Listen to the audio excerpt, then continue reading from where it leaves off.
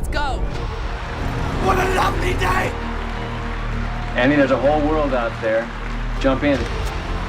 Can you dig it? Yeah. You must always pay strict attention. I was just completely enamored by it the entire time. Dude, he did not have to go that hard. I know, man. Isn't it wild? TheJaredcast. So it begins. Good morning, ladies and gents and non-binary friends. My name is Jared A. We're here on the Jaredcast, always with the beautiful, talented Jared L. And today we have a special guest. She's a friend from film school, writer, director, got her own website, fancy schmancy, everything. Sabrina. How you doing, Sabrina? I'm good. I've just been described as fancy and schmancy, so I'm made. Top of the world. Yeah. Nice. And how you doing, Jared?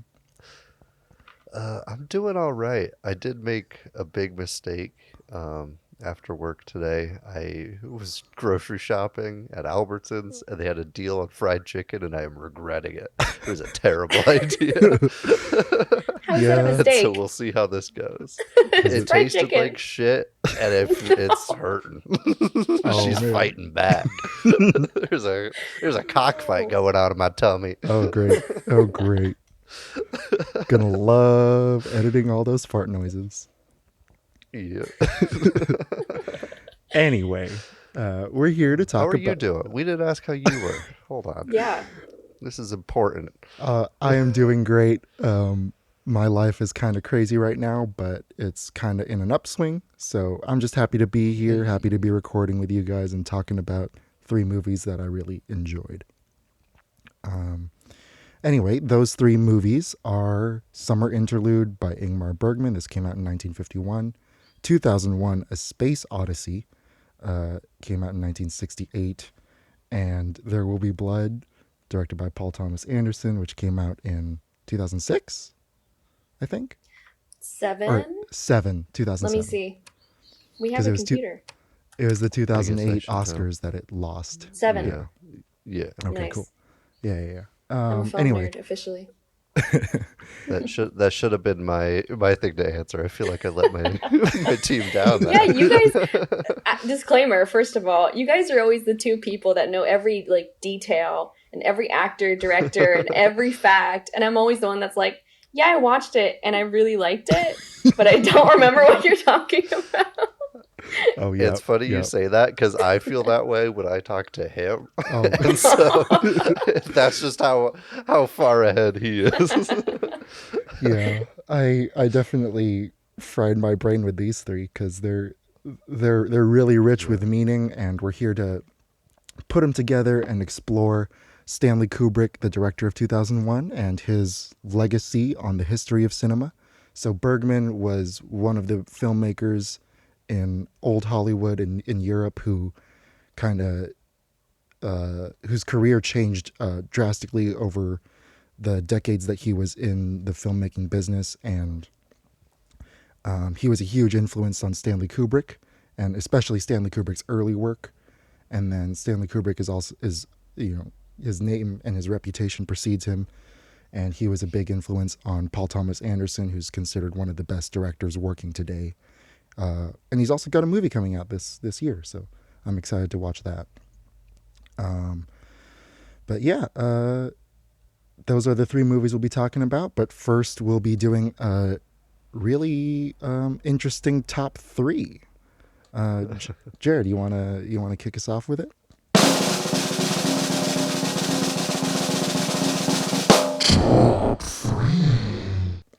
It would be my honor. Oh wow! Last week I kind of spurred this idea when we were talking about 12 Angry Men. Yeah.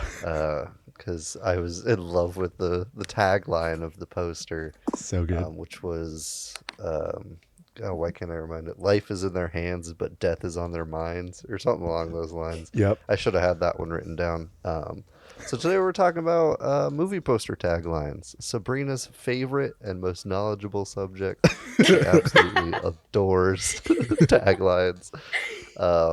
No, but I do, and so I make them make them pick a top three for it. But since you're such a big fan, Sabrina, why don't you start us off?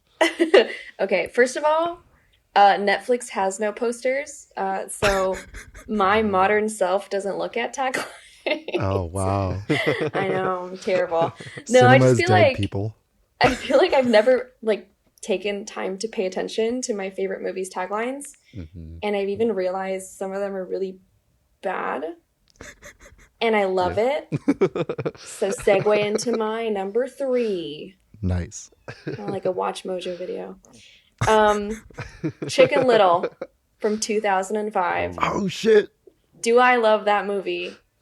Is it bad? Maybe. As a 5'1" person, damn, that movie's good.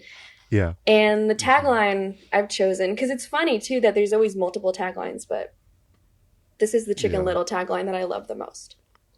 Chicken Little, movie big. The end. Oh my it. god, yes. That's beautiful. I had not heard that one. Chicken Little, movie big. That's it. That's the whole thing. Yeah, that's Damn. all you need. Right? I forgot about all these little kid movies because they have great ones. And like Ew. adults make What do you mean children little films. kid movies? Yeah. No, but it's crazy because like some group of adults was like, guys, we need tagline. Yes, I got it. Yeah. Brilliant. So that's Some my intern that was Doesn't he make out with a duck at the end? Is that how the movie Yeah. goes? Yeah. Yeah. I mean that's not like the main point. It's No, more I about know. a father-son dynamic, but okay. we need to revisit Chicken Little for a Father's Day Oh, I'm episode. so here for. Because that would pair well with the movie that I was thinking. Ooh, We'll So get back good. to that eventually. Jared, hit us with your number three, why don't you? So I talked about this. I wrote a little piece about this movie recently. It's not a great movie by any means, or it's great in its own way, and it's one that's been slowly growing on me over the years. Even just like 2 years ago, I hated it, and now it's like I kind of like it. It's weird. But for the Fast and Furious Tokyo Drift, this is the tagline. On the streets of Tokyo, speed needs no translation. Wow. What? It's the entire movie's in that Speed tagline. is the universal language. Yeah, dude. Yeah. Like I said, it's not my favorite of the franchise. That would probably be tied with Fast 5 and Fast 7, or Fast 5 and Furious 7. But I think it is the coolest poster of the franchise. I think it has some of the best races in the franchise, and it's got the best soundtrack, like especially that iconic Tokyo Drift beat. But yeah, number 3, on the streets of Tokyo, speed needs no translation.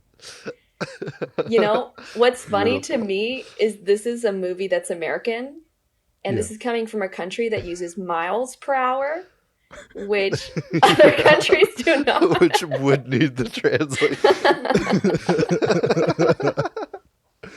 True. Yeah. My number 3 comes from a very underrated comedy series that I feel like nobody talks about anymore for some reason.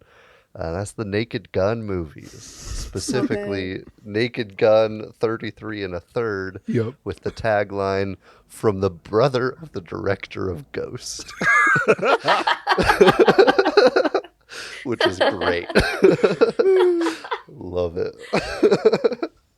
Yeah, I've only seen the first one, but there are so many jokes from that movie that are still in my head today. Like when he's searching through the drawer and he's like, "Bingo," and it's like bingo card. It's so good. I'm a sucker for blatant absurdist, just like dumbass humor like that. Yeah. And the poster tagline, from the brother of the director of Ghost, is just perfect for That's so that good. style of humor they have. That's so good. Well, my turn again. That's how three people choosing three things works. Yes. Yeah. Catch Okay. on quick. Wow. She's smart. So There's that film degree. speaking of Netflix generation or whatever, I decided to kind of look at a more modern movie and a movie that I really like, and I'm sure everyone likes. I'm not special in saying that I like this movie. But the tagline of Parasite I thought was really interesting. I mean, especially in a time where you probably won't see the tagline if you watch it on Netflix or, on any streaming platform. But the tagline is, act like you own the place.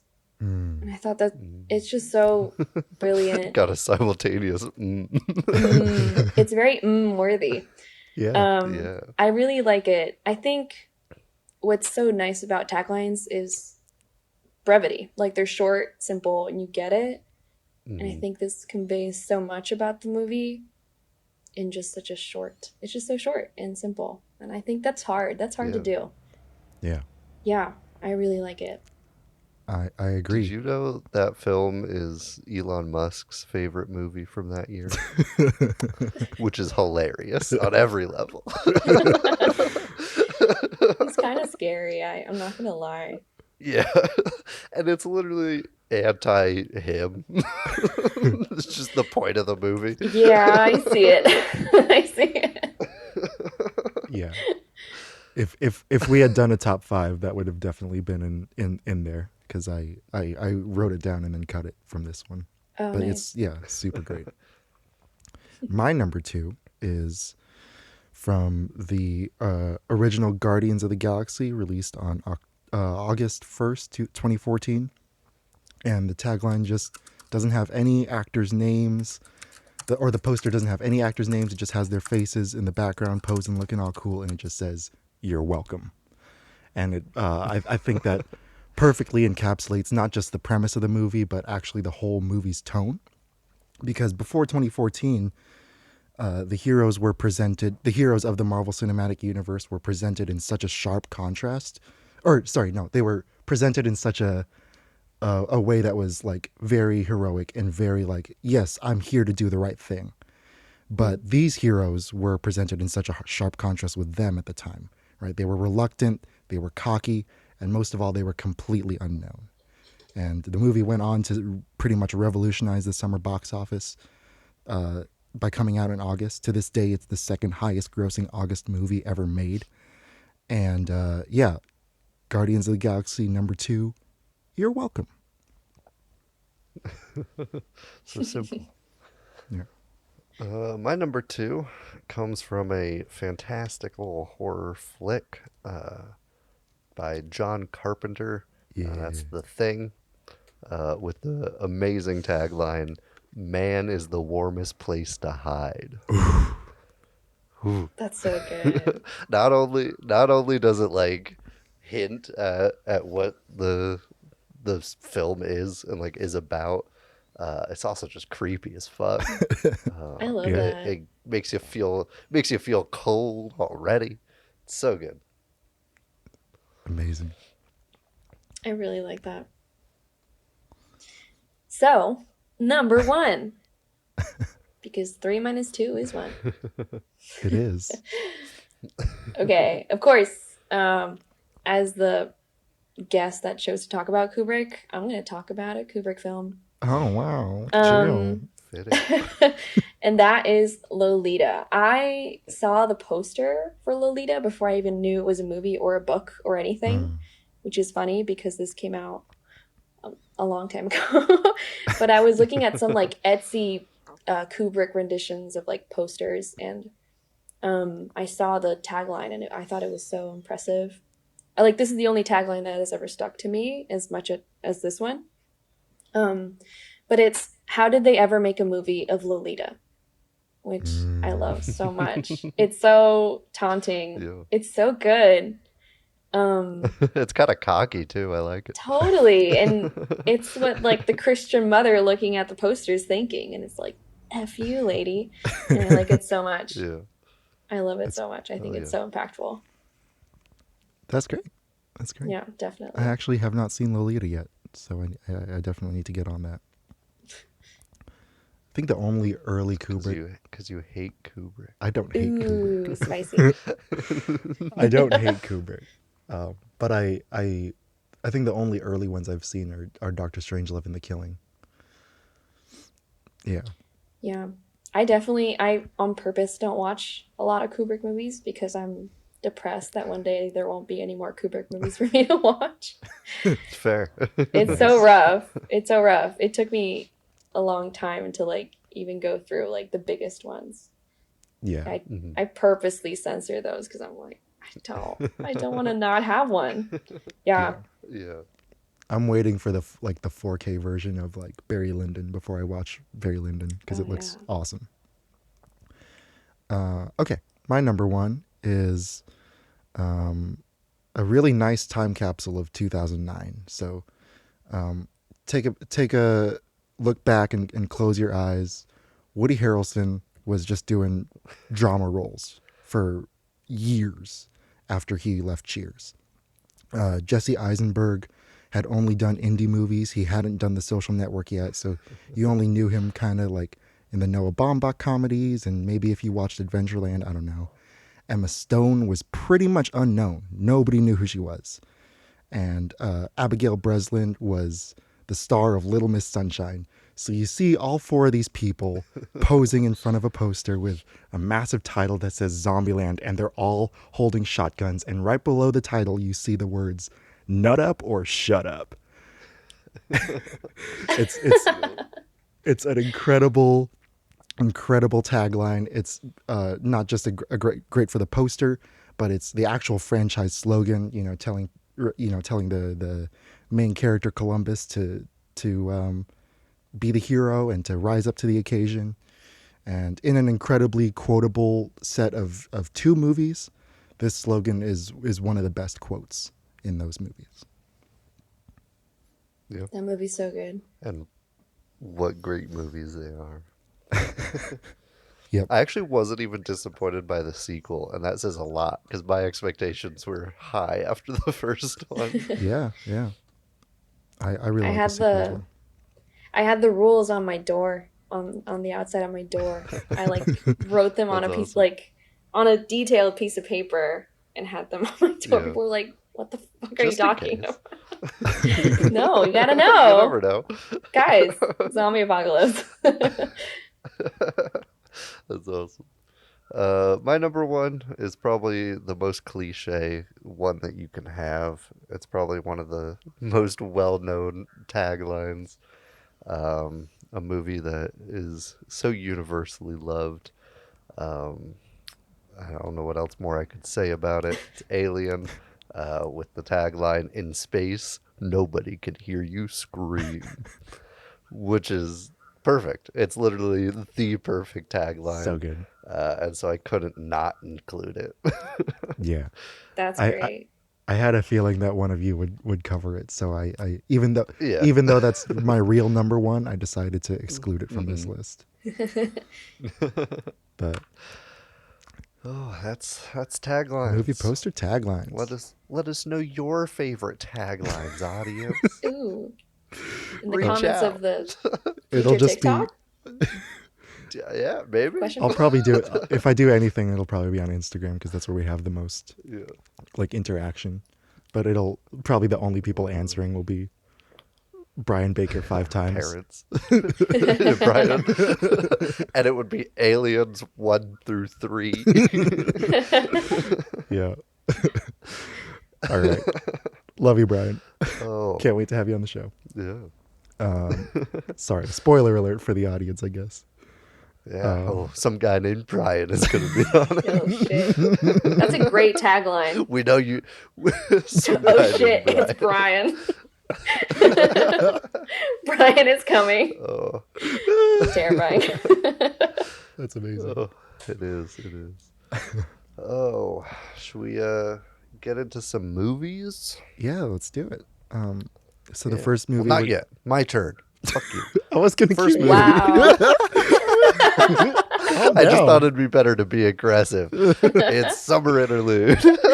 Yeah, the audience can't see right now, but Jared's holding a knife up to his camera. Yeah. Straight up. Oh, I actually have one on this desk Oh, shit. somewhere. Fuck, I should have been prepared. Oh, goodness. Oh, there it is. Just in case. Fuck you. Yeah, Summer Interlude by Ingmar Bergman.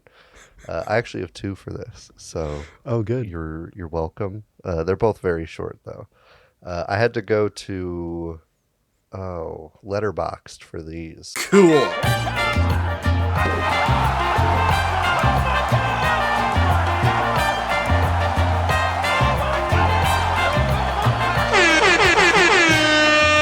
Bad reviews. 'Cause it was actually kind of hard to find them, but they were back to back, one after another. Brandon Thompson says, "I've learned more from Michael Bay than Ingmar Borgman," which 10 out of 10. And then Morgan right below says, "Oh yes, Bergman, king of animation." And they both rated it 2 stars. It's better than 1. That's not... They had Yeah. something good to say about it, I guess. Yeah. I just like that they're like, king of animation, 2 stars. There's like 13 seconds of animation in the entire film. Dude, Letterboxd is so much fun to write reviews on because I gave West Side Story half a star and I said, this is a masterclass in using brown face. And like 4 people liked it. I was like, good. That's good. Get the word out there. Yeah. Oh. Anyway, Now you can do your shitty introduction. my shitty introduction. Anyway, yeah, Summer Interlude came out in 1951. It kind of marks a key transition in Bergman's career. Bergman, just for some background, was a stage director, writer, transitioned into film and kind of made good movies, but he was floundering about thematically and visually, trying to find his style. And when he wrote about himself in the text Bergman on Bergman, he talked about Summer Interlude, and he said, "For me, Summer Interlude is one of my most important films. Even though to an outsider it may seem terribly passé, for me, it isn't. This was my first film in which I felt I was functioning independently, with a style of my own, making a film all my own, with a particular appearance of its own, which no one could ape. It was like no other film. It was all my own work. Suddenly I knew I was putting the camera on the right spot, getting the right results, and that everything added up. For sentimental reasons too. It was also fun making it." So, the play or the movie's title is Somalek, which is translated to summer play. It kind of marries Bergman's love for theater and cinema by talking about a stage actress. And I agree with Bergman about his own work. The movie, and if you look at the movies that he did after that, a lot of them are about loss of innocence, loss of faith. There's chess that's used in the dialogue. There's he's not really like foreshadowing his own career, but he's finding these symbols and themes to latch onto, and then later on in other movies he dives deeper into those themes. You even see them picking wild strawberries in the movie. He also meditates on death and life and all that stuff. And the reason why I picked Bergman for this discussion was because Stanley Kubrick actually cited him as one of his most influential filmmakers. He even wrote a letter to him. I won't read the whole thing here because I just read a whole thing.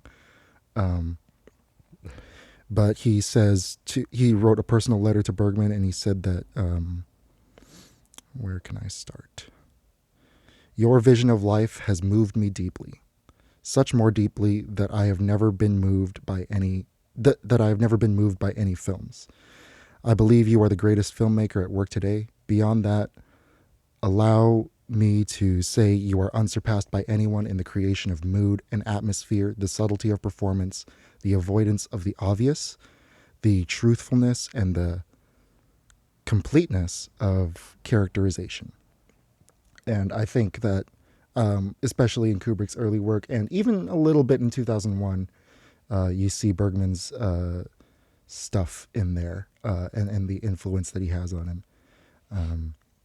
But anyway, about the plot, the movie is it follows an aging but also like kind of very popular ballerina named Marie, and she is recalling when she encounters a journal of her former lover. She remembers her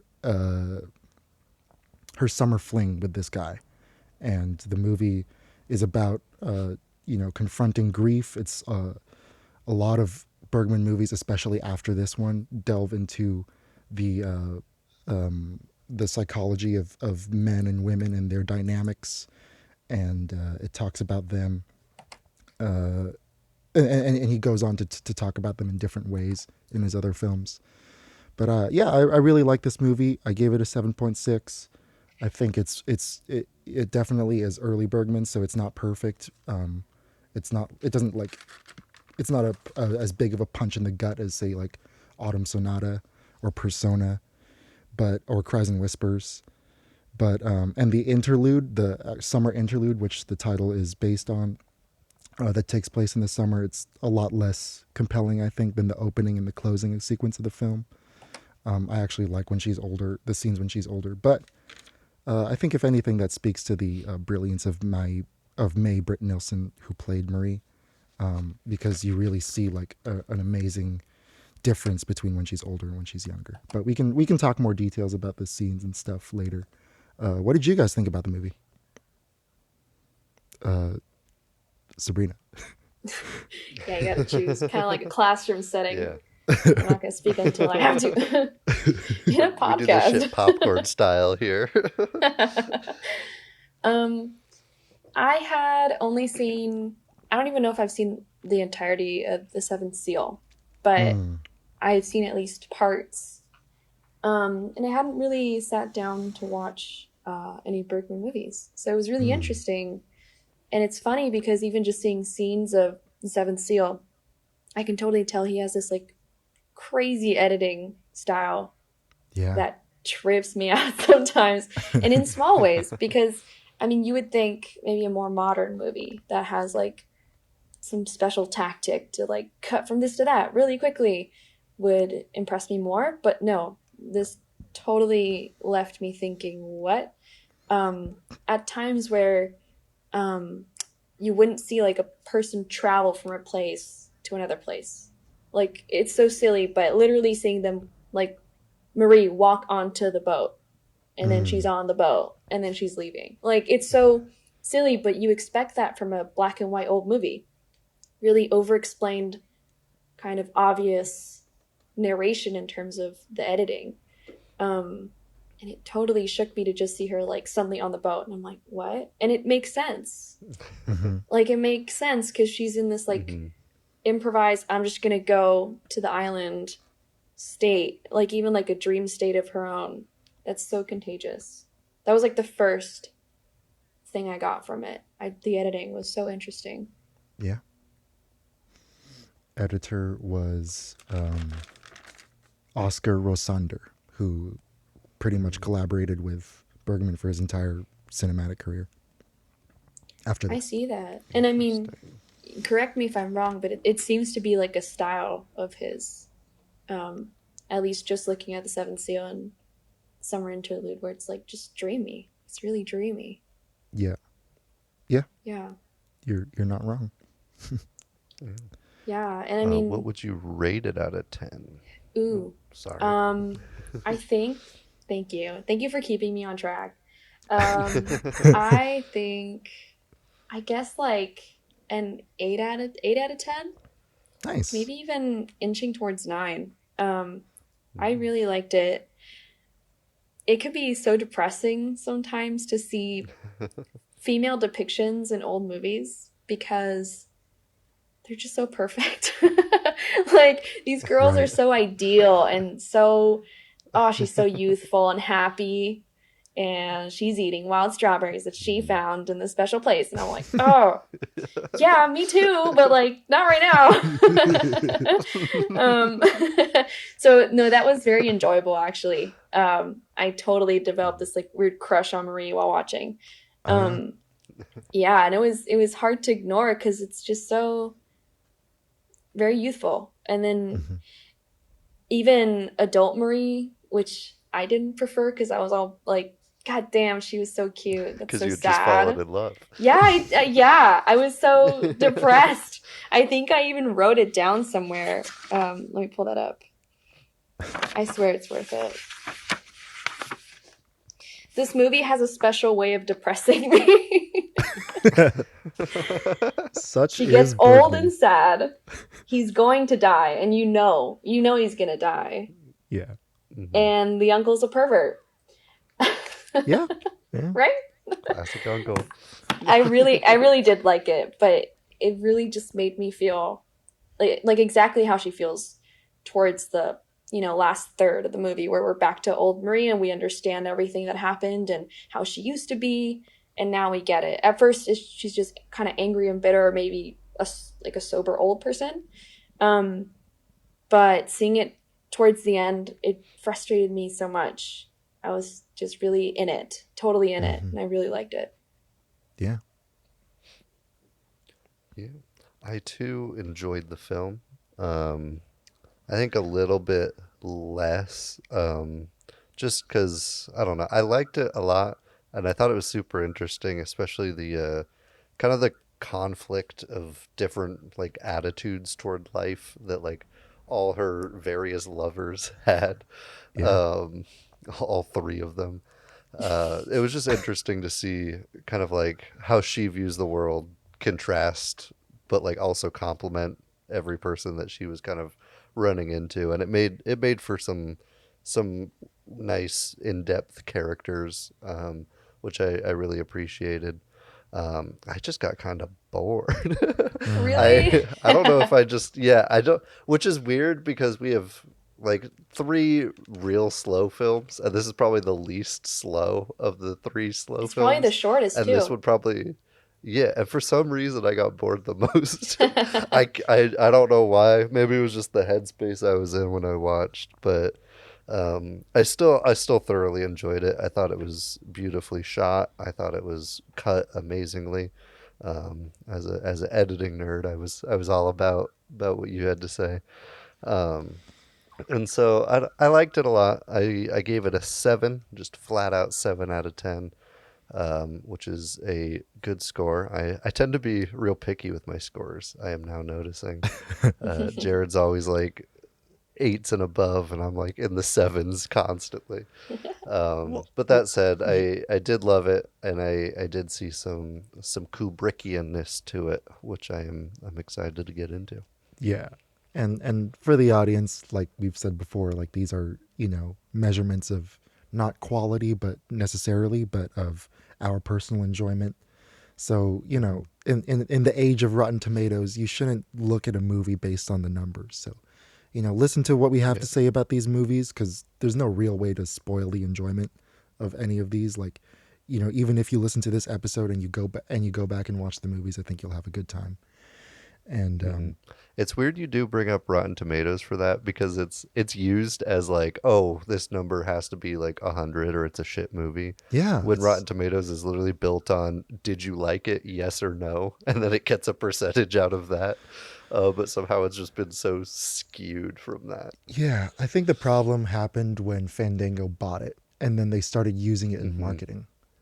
Because I've listened to like podcasts and interviews with the writers who actually work at Rotten Tomatoes, and they're the most like joyful, like cinematic nerds that you can possibly imagine. Let's get them on.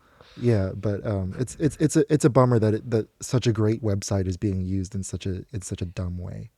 But it favors all 3 of these movies, so. In this case, go Rotten Tomatoes. Certified good fresh. Yeah. I definitely agree with what you guys said, and I too really latched on to the edits in Bergman.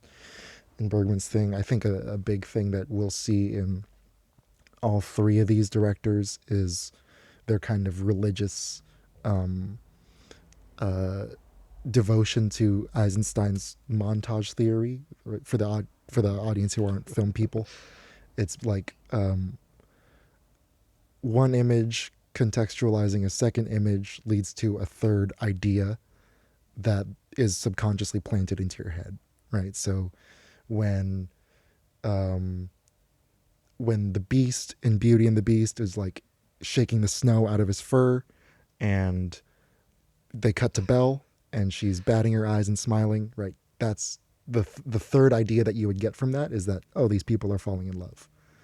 So I really love that about the editing in here, especially when she first discovers the journal, or when she first discovers Henrik. Henrik is her boyfriend. She first discovers his diary, and she kind of has this weird, like, spacey question that she asks Kai.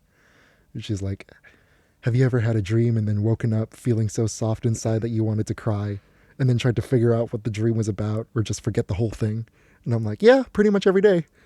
But but they cut to her looking at the diary, and she opens it up, and you see Henrik's face kind of half fade in, and it zooms in really, really tight, and then immediately cuts to a close-up of her eye, and her eye is shielded by, you can't really tell what expression she's feeling yet, because you haven't met Henrik.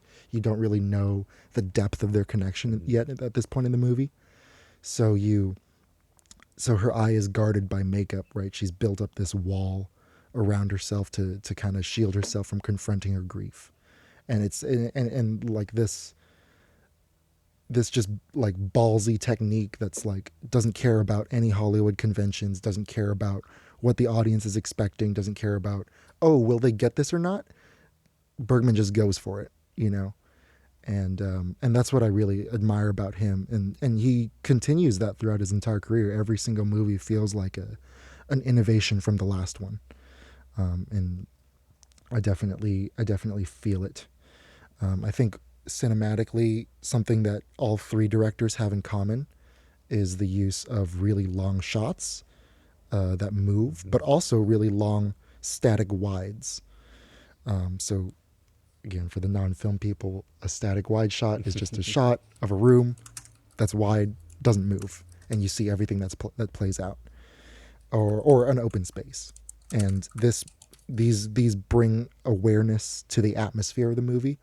Going back to Stanley Kubrick's note about how even this early in Bergman's career, because he wrote that note in 1960, and Bergman's like best work came after that, you know. So the fact that even this early in his career he's already mastered, you know, atmospheres is really, really cool.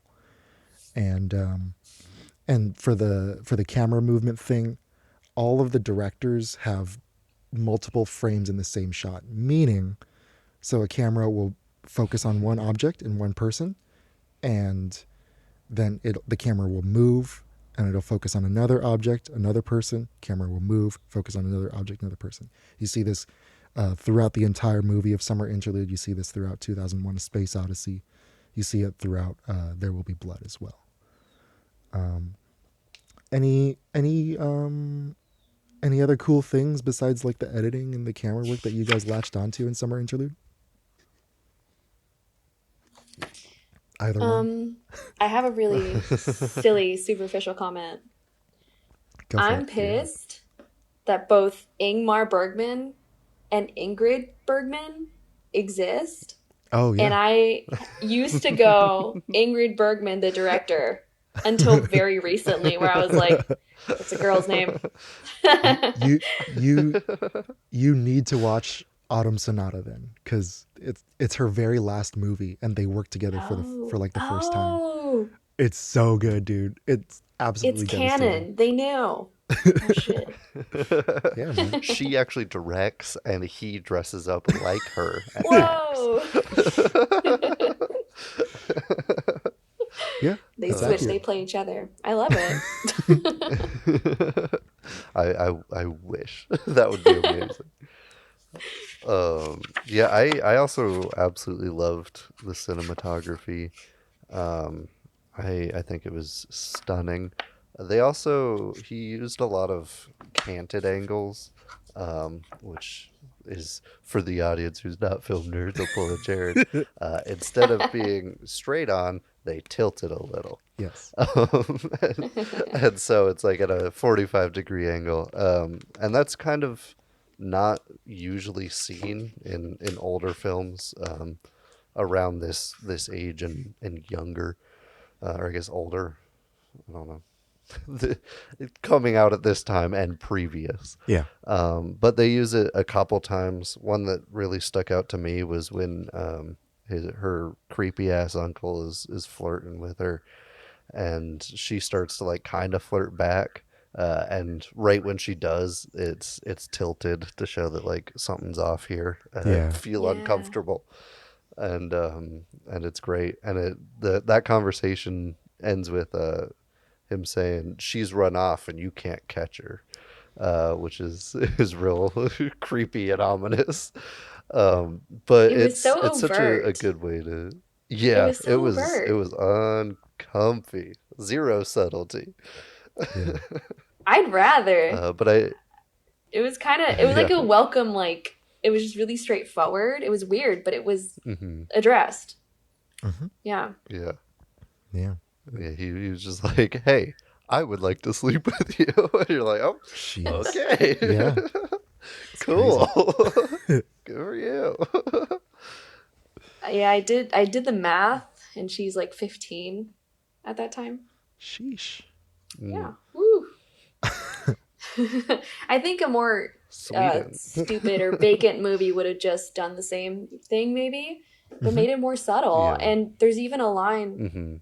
towards the end where she's like, "I can't believe I let your hands touch me." Like, I think about Henrik's hands and how nice they were, which, sure, but they were also her age. Yeah, and I think it was really refreshing to see an older movie just directly address that.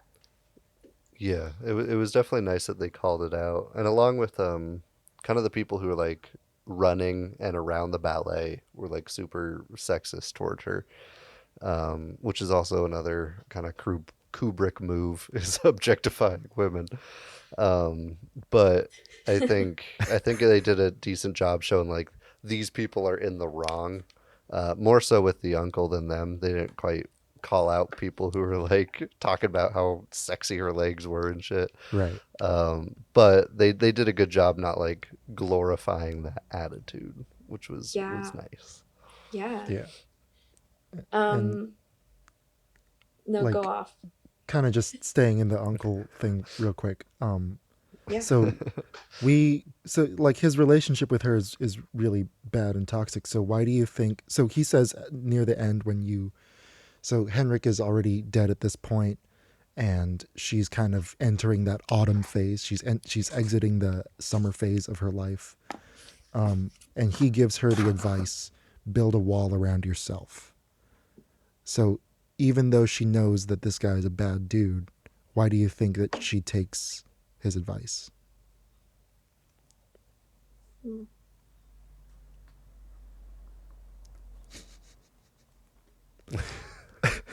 trying. I just love the way you immediately like looked off into the distance. It's more useful than having 10 two out of 10 faces pondering. Yeah, they're on just Zoom. staring at us. Yeah. Yeah. We're gonna look at the trees really romantically, like in Yeah. a Bergman Yeah, film. you might as well. I could see you being a Bergman character. Shut up. That's see it. too big of a compliment. My ego's gonna get way too big. You got that going. I don't know. That's a good question. Yeah. I'm not really sure of an answer either. That's why I put it out there. But Yeah. that's what kind of... If I had to guess and chime in and interrupt you, Nice. I would probably say just because, like, yeah, he's a shitbag, and she knows he's a shitbag. Yeah. But she's also been around him her whole life, and so there's some sort of like familiarity, and with that, somebody who knows you well could theoretically give you good advice, even if they're a bad person. So I think it's a grain of salt, but also this person on some level cares about me, so think about it, kind of thing. But I don't know. I have a question. Does she have? Because I know her mom died, Yes. but does she have a father? Is that mentioned? I don't believe her father's mentioned, but the mother's only mentioned once, I think, when they say the uncle, or like a couple times, but one of them was like when the uncle like says like or they say that the uncle really misses her. So it's Yeah, like, he had like a thing for her, and yeah. like her passing away was his building up the Yeah. walls. Look at how well that works. You're gonna drink a lot and scream at your Mm. wife. Yeah. Yeah, It's the dream. old timey advice. Yeah. Well, I think that's a key in there, right? Because the movie kind of follows this, like, there's this theme hanging over the heads of every character of the seasons, running through a cycle. And I don't have a solid answer for why she builds the wall, but maybe she, took his advice because she didn't feel like she had a choice. Maybe, like Jared said, it's sound advice at the time. But Maybe she's super into Pink Floyd. maybe she's super into maybe. But yeah, I think it's interesting, like that she that question gets so directly confronted in the end, which is my favorite scene. But or not the very end, but the kind of final confrontation in the dressing room, where it's advice not from the uncle that she takes to break down the wall. It's advice from the stage director and from the leader of the play. And I think that's also really interesting, because this guy, there's all these there's so many layers just to this one scene, because this guy is in clown makeup and he's sitting in front of a mirror, and you're seeing his mirror image. She's in full ballet makeup, but she's like tired, she's weary, her shoes are dirty. There's also a big shoe metaphor in the beginning as well. And she's you can see her mirror image as well, and then her current boyfriend walks into the room, who's like, move on from this, whatever you're holding on to. And he's seen in full frame, and this is all done in one shot. You see all these different mirrors and all these different people, like interacting in full costume and full makeup of Swan Lake, the play, or the ballet, the famous ballet. And the director is giving her this advice as he's taking off his own makeup. And I think that's not the exact catalyst for her to finally let go and to let go of her grief, and to properly grieve, or to properly, like, say, like, this was, to get a hold of her perspective on her summer interlude of love. But it's just, it's a really sincere and interesting moment for either character. And even though, like, and I think it's really cool, because, like, you don't even I kind of forget about the stage director throughout the entire thing until the end. So I really love that scene where it becomes very clear that the costume and the makeup, even though it's beautiful, it's armor for her. And after that whole conversation, she ends up taking that makeup off, like, bit by bit, and then that leads to that really beautiful ending. But so I just talked about my favorite scene. What are your guys' favorite scenes? That one, actually. It's a hard one to beat. I really love the cinematography with the mirrors, and just like how disorienting, but you still get where everything is in the space well. Oh yeah. Which is hard to do, and then it gets less and less disorienting as she kind of gets it and lets her guard down a little. And like him taking off the makeup is just perfect for what he's talking about. And just the way he talks to her current boyfriend is hilarious. I love it. He's just got a no fucks given attitude toward him. Yeah. Everything about that scene was absolutely fantastic. So that's definitely number one. I also really liked the animation scene, which I'm sure we'll touch on a bit more in depth. And then the scene where Henrik jumps / falls off a cliff was also kind of tacky, but in the best way. Yeah, that was kind of wild because Yeah. I'm gonna drop in one of the things I wrote, but it's a segue. Mhm. This movie tells you exactly what's going to happen from the start, and you're still surprised when it happens. Yeah. Which is why I feel like us talking about spoiler-related things still, you know, you can still watch this movie. It's totally recommendable. But, Yeah. yeah, I mean, you know, he's gonna die from the start, Mhm. and when it happens, it was really wild. And I kept thinking, like, he's still moving around. He's moving. He's talking. Maybe like it's just crawling. a concussion. Like, yeah, it was pretty Yeah. wild. I kept just I didn't trying to think cheer he her on. was gonna right. I didn't think he was gonna die because he was like you don't see him hit anything, and it's shot in like classic old school film way where it's like a series of like quick cuts and then they're on the floor like bleeding. But like the way he's crawling back to her, I was like, oh, this is just gonna be like a little ooh, I'm so glad we still have what we almost lost for a little bit Yeah. kind of thing. But nope.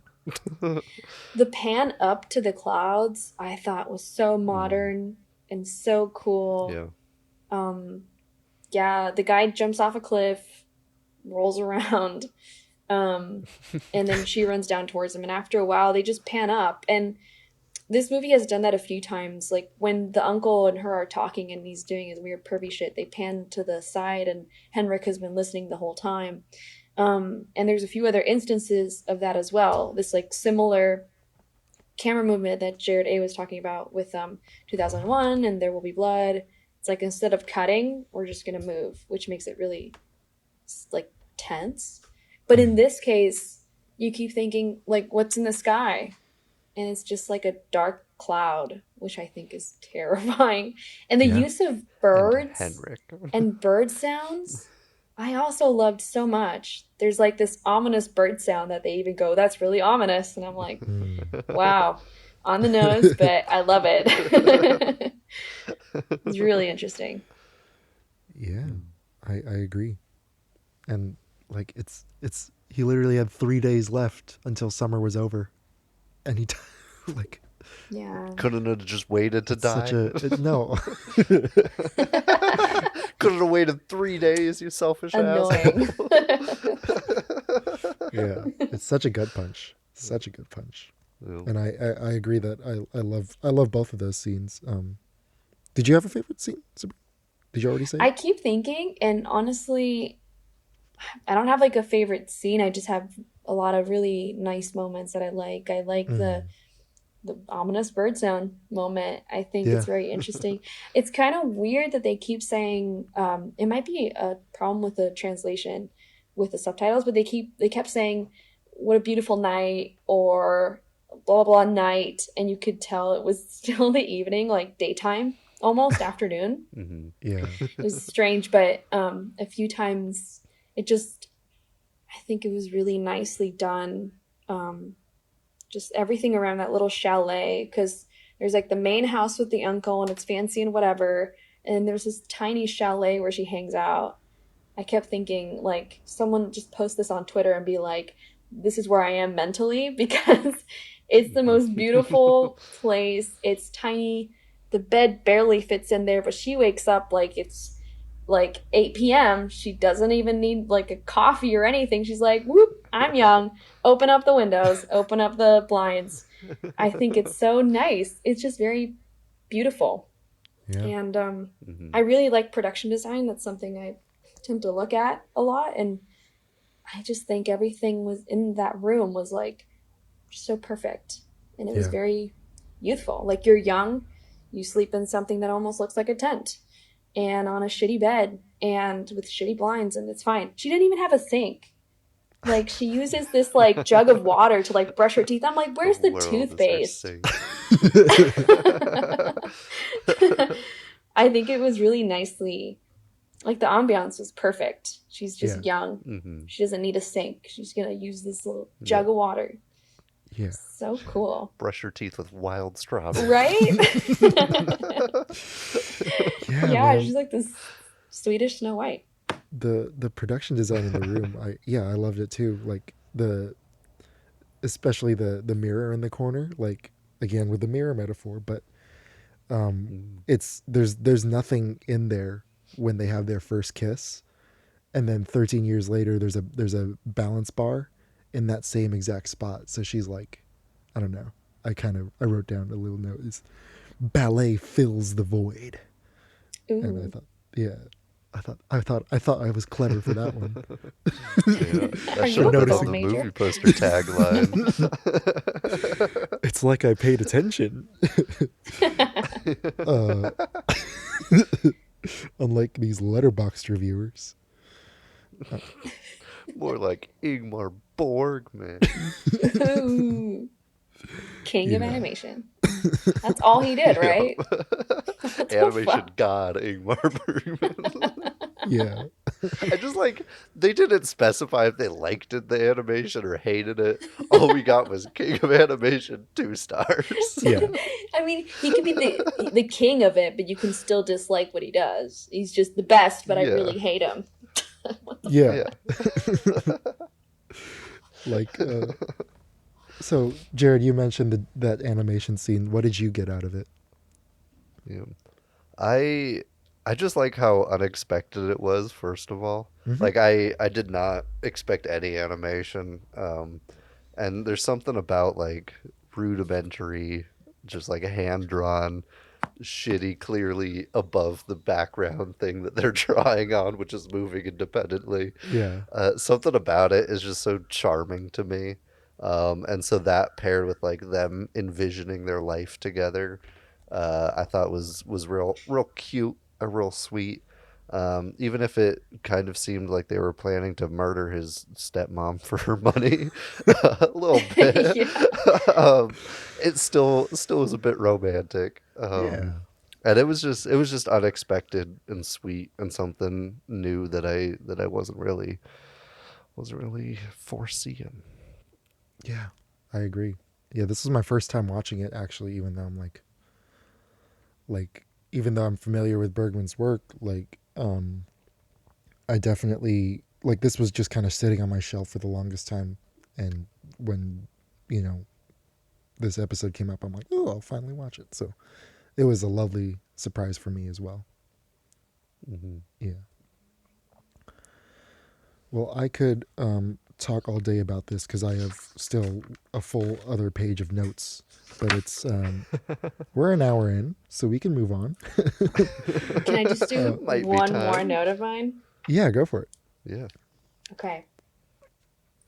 Kubrick was clearly always the girl who did a study abroad in Europe and would always say, "Oh my God, Europe is so much better." Yeah. Oh, that's actually a good transition to Jared. Did you watch Real Bros?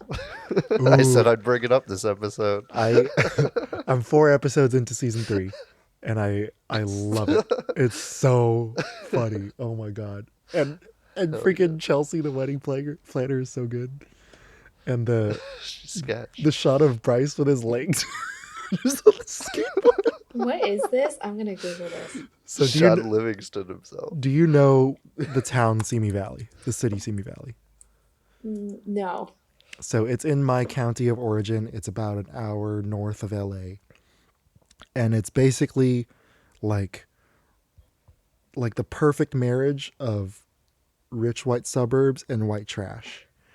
And they're all and it's such an amazing, like, amazingly, like, fascinating, like, city. And this a bunch of people who became famous from Vine got together, and they made like this. They made season 1 on YouTube, which was like The whole season's less than 30 minutes long. And then they actually got enough funding to have a full-on show, like a fake reality TV show on Facebook. Yeah. Oh, nice. Yeah, it's like a parody of like Real Housewives shows, but with like fratty trash kids. Yeah. Like one is a washed up skateboarder that like peaked in high school and injured himself and now he can't even skate. One owns a business where he puts truck nuts on trucks. Like that's pretty much it. Like it's fantastic. It's such a little gem. But one character studies abroad, and it's like all she talks about for 2 seasons. Oh, nice. She's like, "Oh, what time do they even eat dinner here?" Like, really? You forgot when dinner was? Yeah, I love Danny, but I think Lexi's my favorite of the women. But I've only just met Chelsea, so I don't know. I don't know. We'll see. I'm a Danny fan, especially season 3. She gets hot. Nice. but Sorry, that's enough audience. Yeah, I warned him last episode. That's enough Real Bros talk. Yeah. Cool.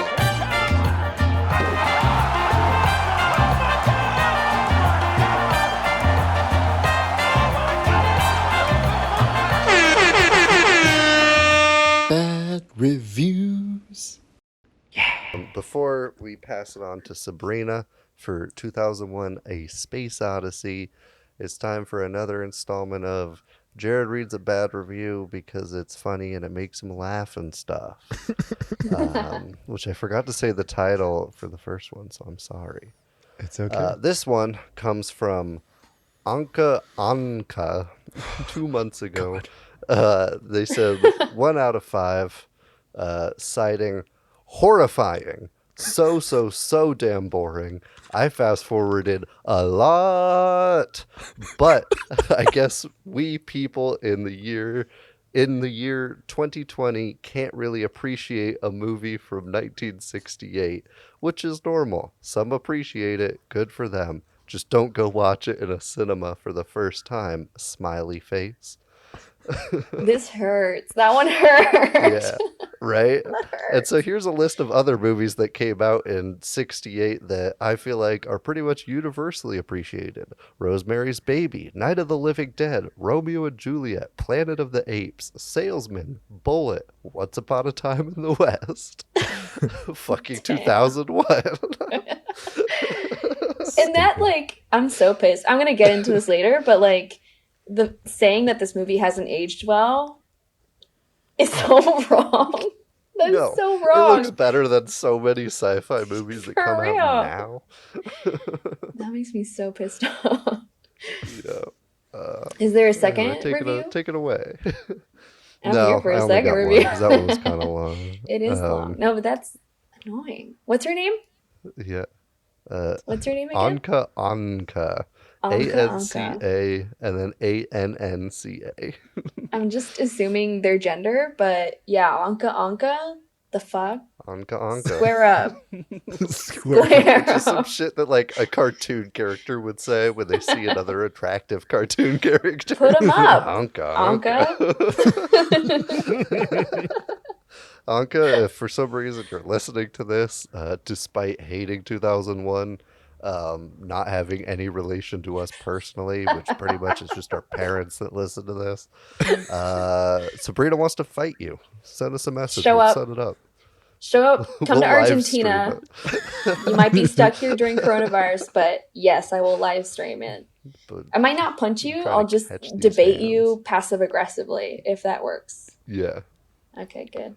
Nice. Well, I love it.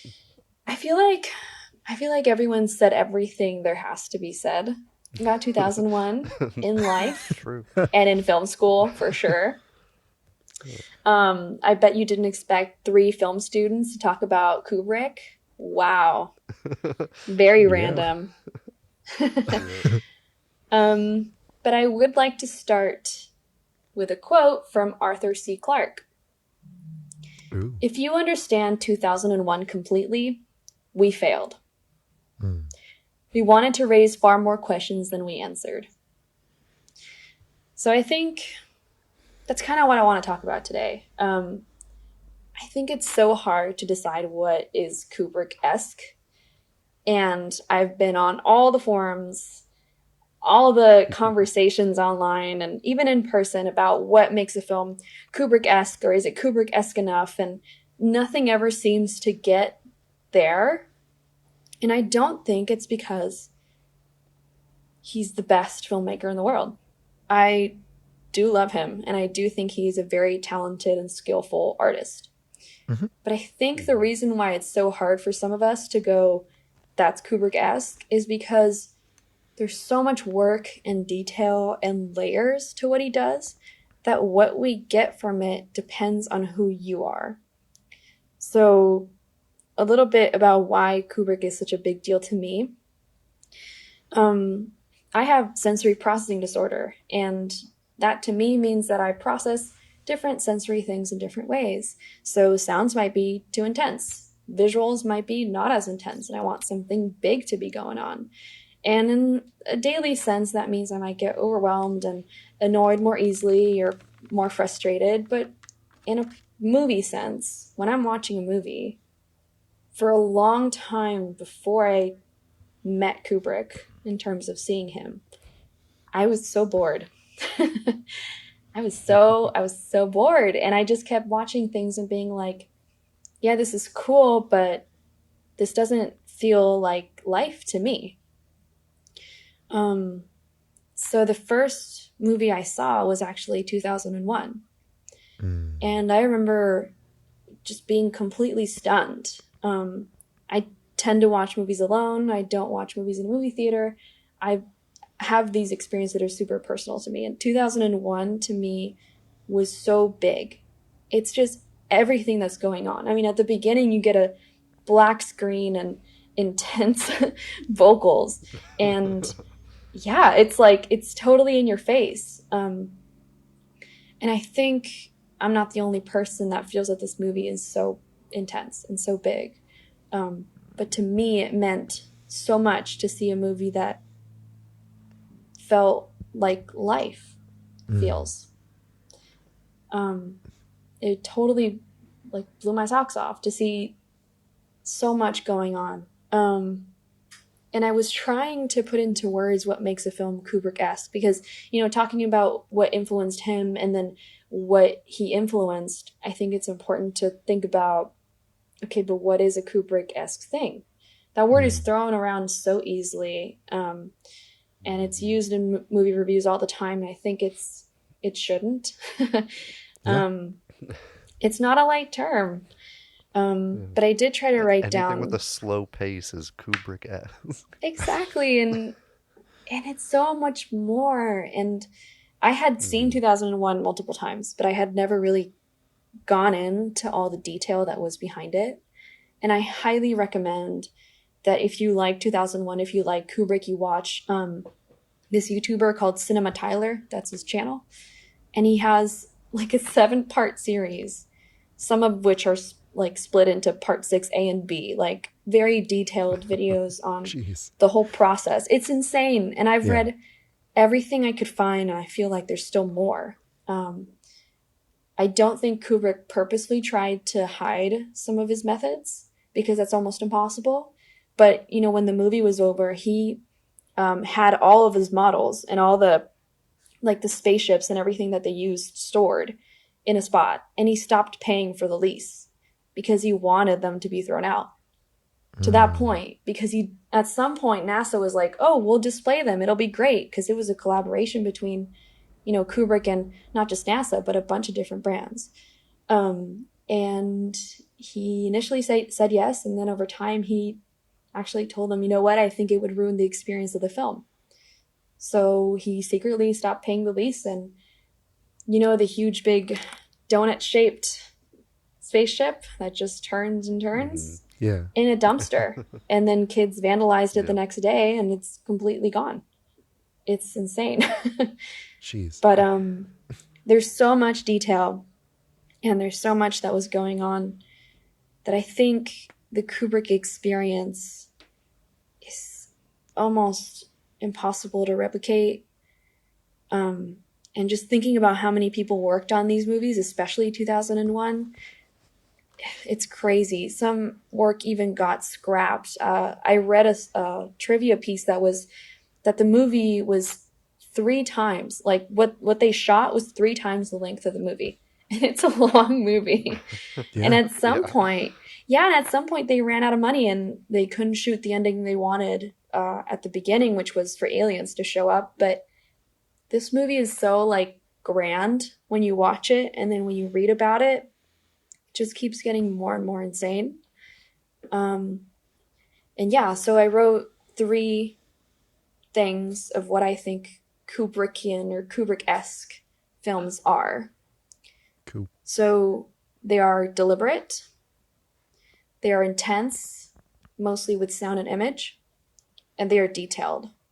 So yeah, so every single thing he did in this was so specific. Things like getting the stars right in every shot, because that was a 3-layered process of different film being layered. Getting the stars to look good enough, which is so small. Just getting every single thing. The spacecraft was designed to be technically functional. Who cares? You know, you watch a movie nowadays and someone might just go, that's a spacecraft. It's shaped like a little oval with a triangle on the bottom for fire to come out, and that's good enough. It's so detailed. They even used nitrogen at times where the spacecraft would go towards the ground and the dust would shoot up. And they made it come out of where the fire would, where all the gas would be coming out technically. I think it's so detailed, and it's almost as if like he didn't have to go so hard, but he did. Yeah, and that totally translates. There's so much I've learned these past few days really going into this movie. And I think you can always tell a filmmaker's intentions from, behind the screen. It's so strange, but these filmmakers that dedicate so much time of their lives and so much to the detail of what's going on and really think it through, you can feel it. And it's almost a compliment to the viewer because you're just as intelligent as they are. Kubrick might have seen through another sci-fi and might have been like, oh, that's vapid and silly. Doesn't raise any questions about humanity or life as a proper sci-fi story should. And I think he puts you in that position where he himself would be as an audience and go, you deserve all this detail. You deserve all this going on. And I think it's such a unique experience. And yeah, I think 2001 is really good, if you can't tell. Are you sure? So your score is a 3. Yeah, -10. No, I'd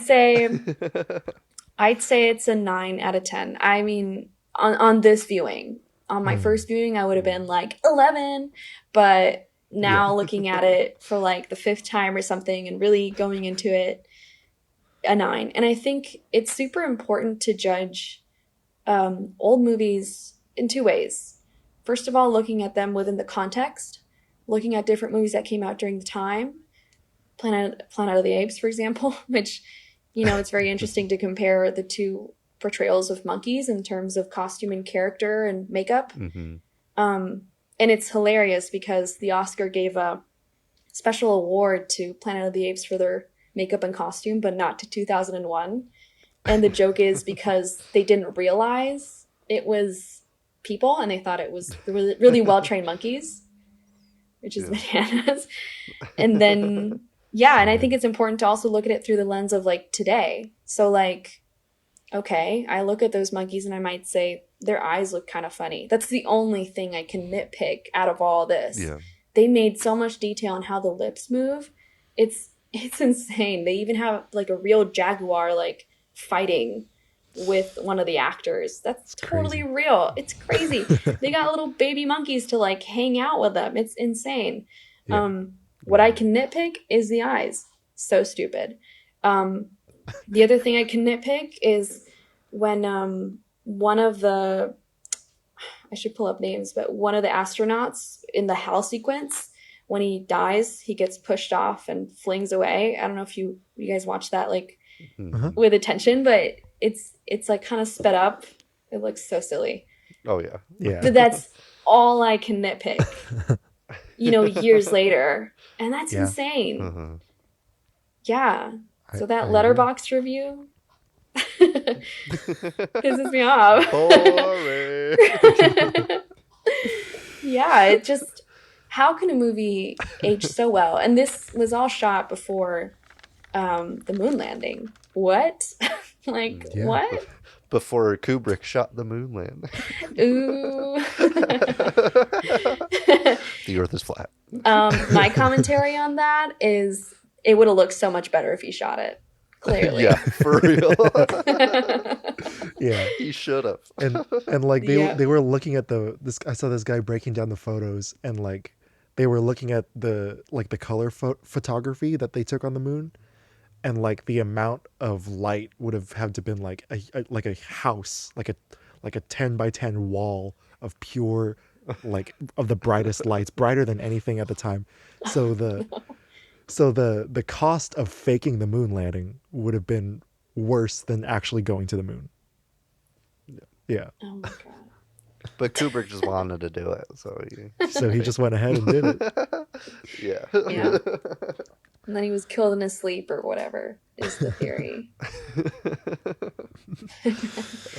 Nice. I also thoroughly love this movie.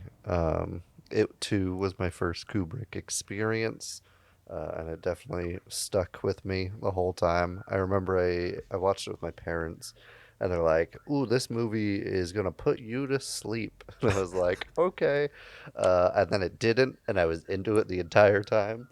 So joke's on you, Mom.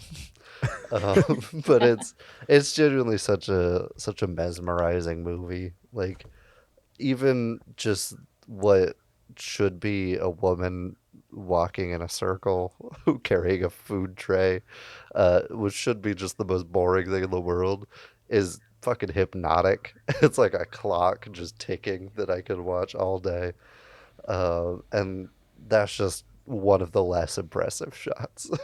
It's just from a visual standpoint and a sound design standpoint, almost unparalleled. It's probably the single best cinematography that I've ever seen. Although that's also kind of hard to compare movie to movie. But if you said this was the best, I wouldn't really fight you on it. And just like everything, it spans from literally the invention of a tool, the very like first tool, which just sets off the trajectory of mankind, all the way to fucking space babies and the next level of humanity, to span that huge of an amount of time and like kind of do it justice is insane. And yeah, it's like you said, it's hard to say anything new that hasn't been said about 2001. But fuck, does it live up to the hype? Except for that lady that's just pissed off at how boring this is. Yeah, except for Anka. I'll say my rating was also a 9. Yeah. Nice. Team 9. Very nice. Yeah, I gave it an 8.6. And you guys pointed out the nitpicks that I kick somebody out of the call. Participants. No, I love this movie as well. And he's oh my god, I'm over the call. Rick. No, he just stopped my video. It's okay. I don't have to look myself anymore. It felt too annoying to actually kick you out of the call because we record the backup on there, and I don't want to deal with all that shit. No, yeah. Wow. That's so it says the host has asked me to start my video. The freaking nerve, man. I miss your cute little face. The freaking nerve of this guy. I take it back. This Jared. You sound like Marie in Summer Interlude. I love you. I don't. I love you. Leave. I love you.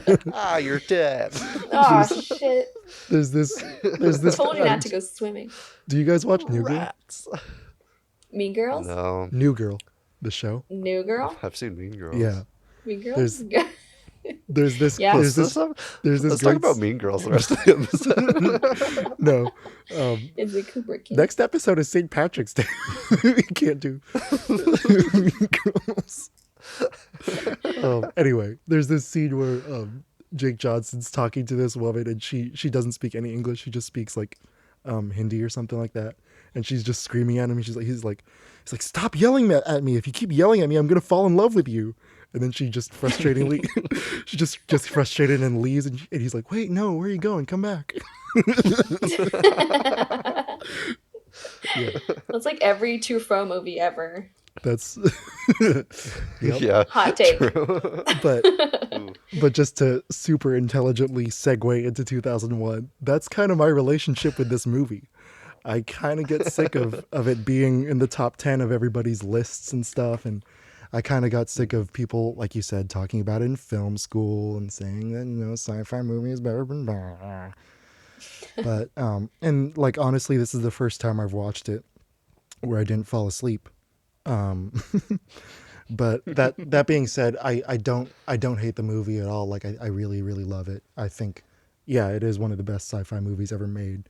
And it's entirely singular, not just as a science fiction film, but like within Stanley Kubrick's filmography, he doesn't really like it sticks out like the most beautiful thumb, like the most beautiful thumbs up that he can give, and it's such an amazing and emotional journey, iconic music, and like they bring up existential questions without the kind of like pretentiousness of a lot of sci-fi films in the modern age of cinema. Like they make you look at something, they make you listen to something, and then you decide. And that's what I really love about this movie. Yeah, I agree with all the nitpicks that you guys said. And I feel like the more I watch it, the higher that personal enjoyment score will get. I think the colors are amazing. Because you stayed awake. Yeah. Tend to like things more. The colors are amazing. The blue on red is really cool. The blue on orange is really cool. The way they do like white on black, especially in the HAL sequence, like it doesn't feel like like someone's trying to use color theory in their cinematography.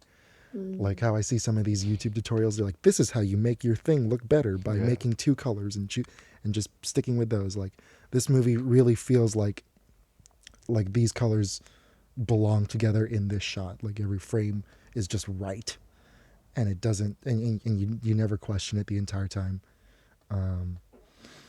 Yeah, I super enjoy it.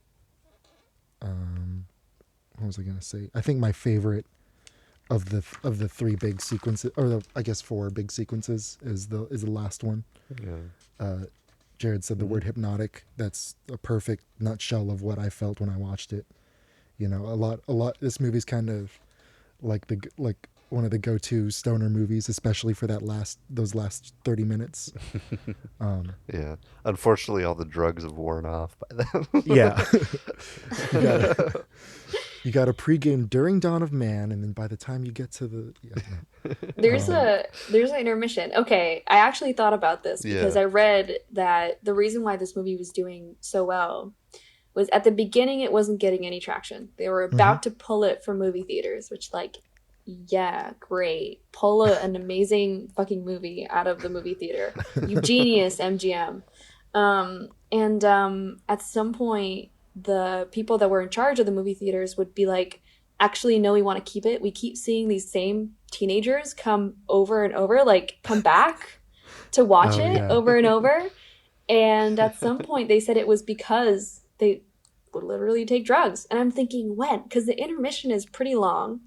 Kubrick chose where to place it. And it's, yeah, how?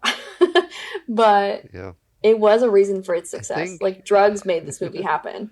For real. Interesting. Yeah, I did not know that. absolutely. Yeah, I don't really I think- partake of the weed, but but even just watching that sequence, sober, like I get hypnotism now. Like I get it, and it's cool. Like it lulls you in a way that feels good.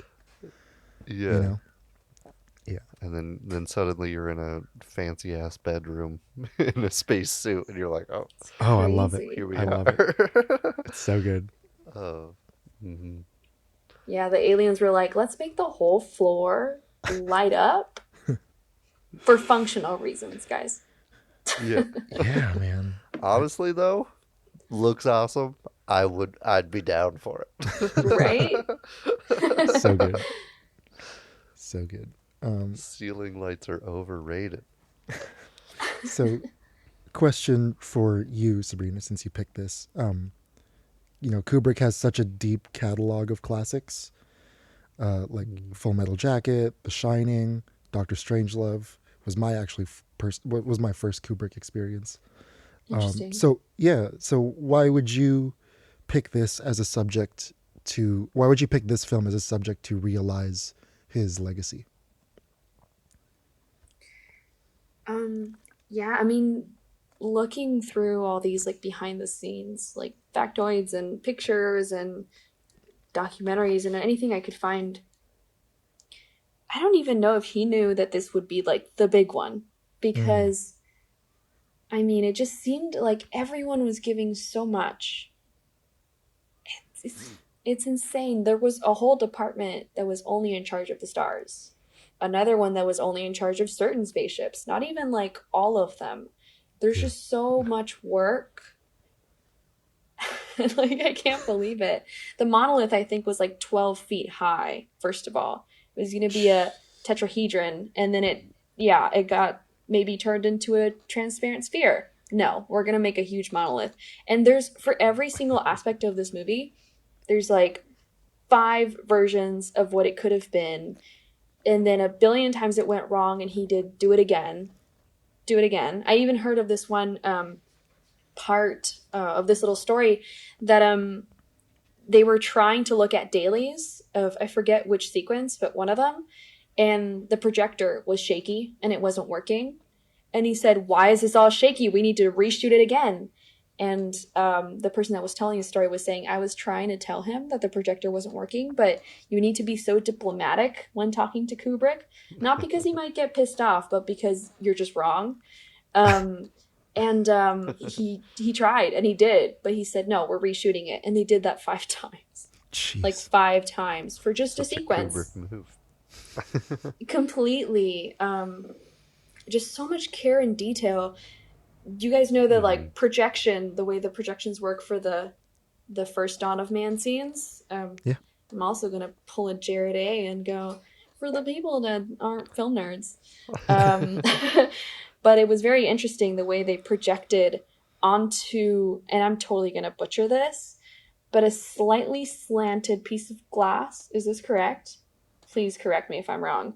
And then mounted everything else in the like production design in front, as well as the actors. It's crazy. That projector was so intense and ran so hot that if just a breath, like a gasp from your person, like came onto it, it would break. Like the glass on it would just break and shatter.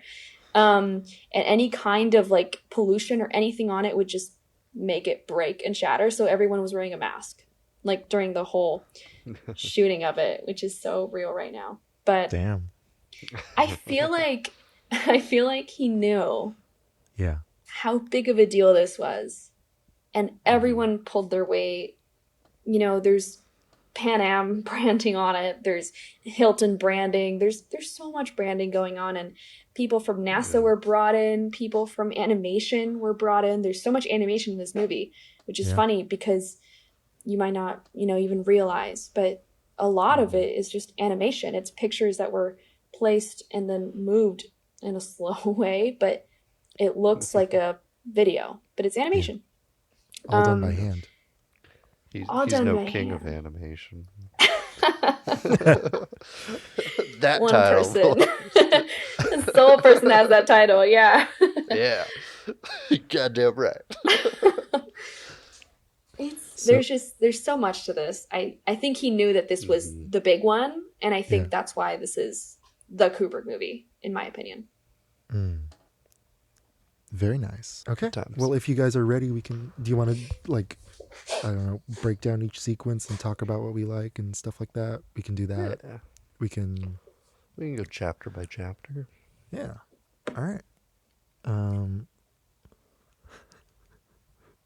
don't know how to segue into that from your very nice monologue. Well, now that you said what your favorite chapter is, like 30 minutes ago, Jared, let's go chapter by chapter. Remember that time that you said your favorite was the last one? Let's talk about the first one instead. That's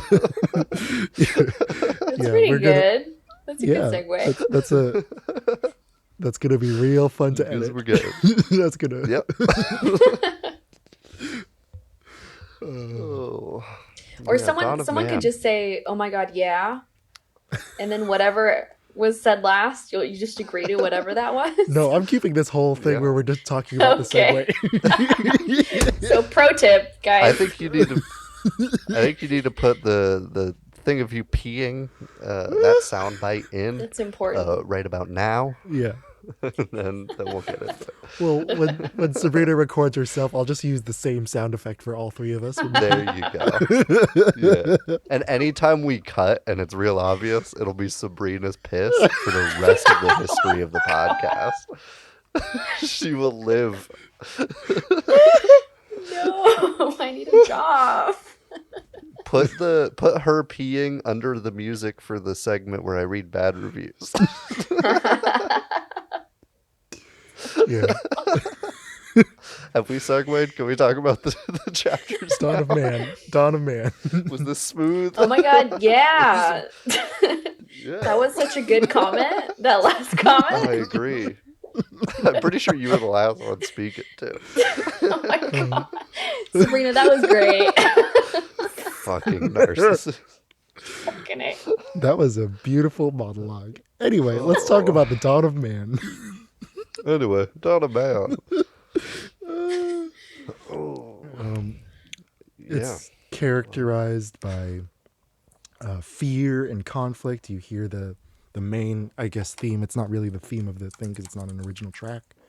But Also sprach Zarathustra plays throughout this thing as the apes kind of come into their own and find a new way to evolve. What do you guys think about this thing? This part? I love it. It's probably my second favorite, but like just barely. Yeah. Because I'm a big fan of just like silent shit where you just like see the action, which if my choice of There Will Be Blood is any indication, definitely some similarities between the intros here. But I love it. You get introduced to the monolith in such a big and epic way that like really does its like size and just like scale and importance justice. For I guess I don't know if I could call it the interpretation of the monolith, but I feel like the most accepted one is that it kind of ushers humanity into the next steps. Here it's something simple as like a weapon. You see the two groups fighting.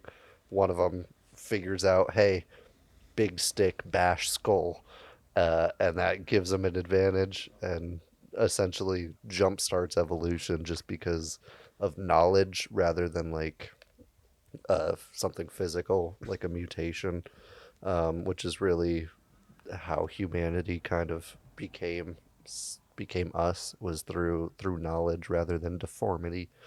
And I think just capturing something so simple but monumental and making it seem like the most important thing in the world is quite the accomplishment. Yeah, I agree. I agree.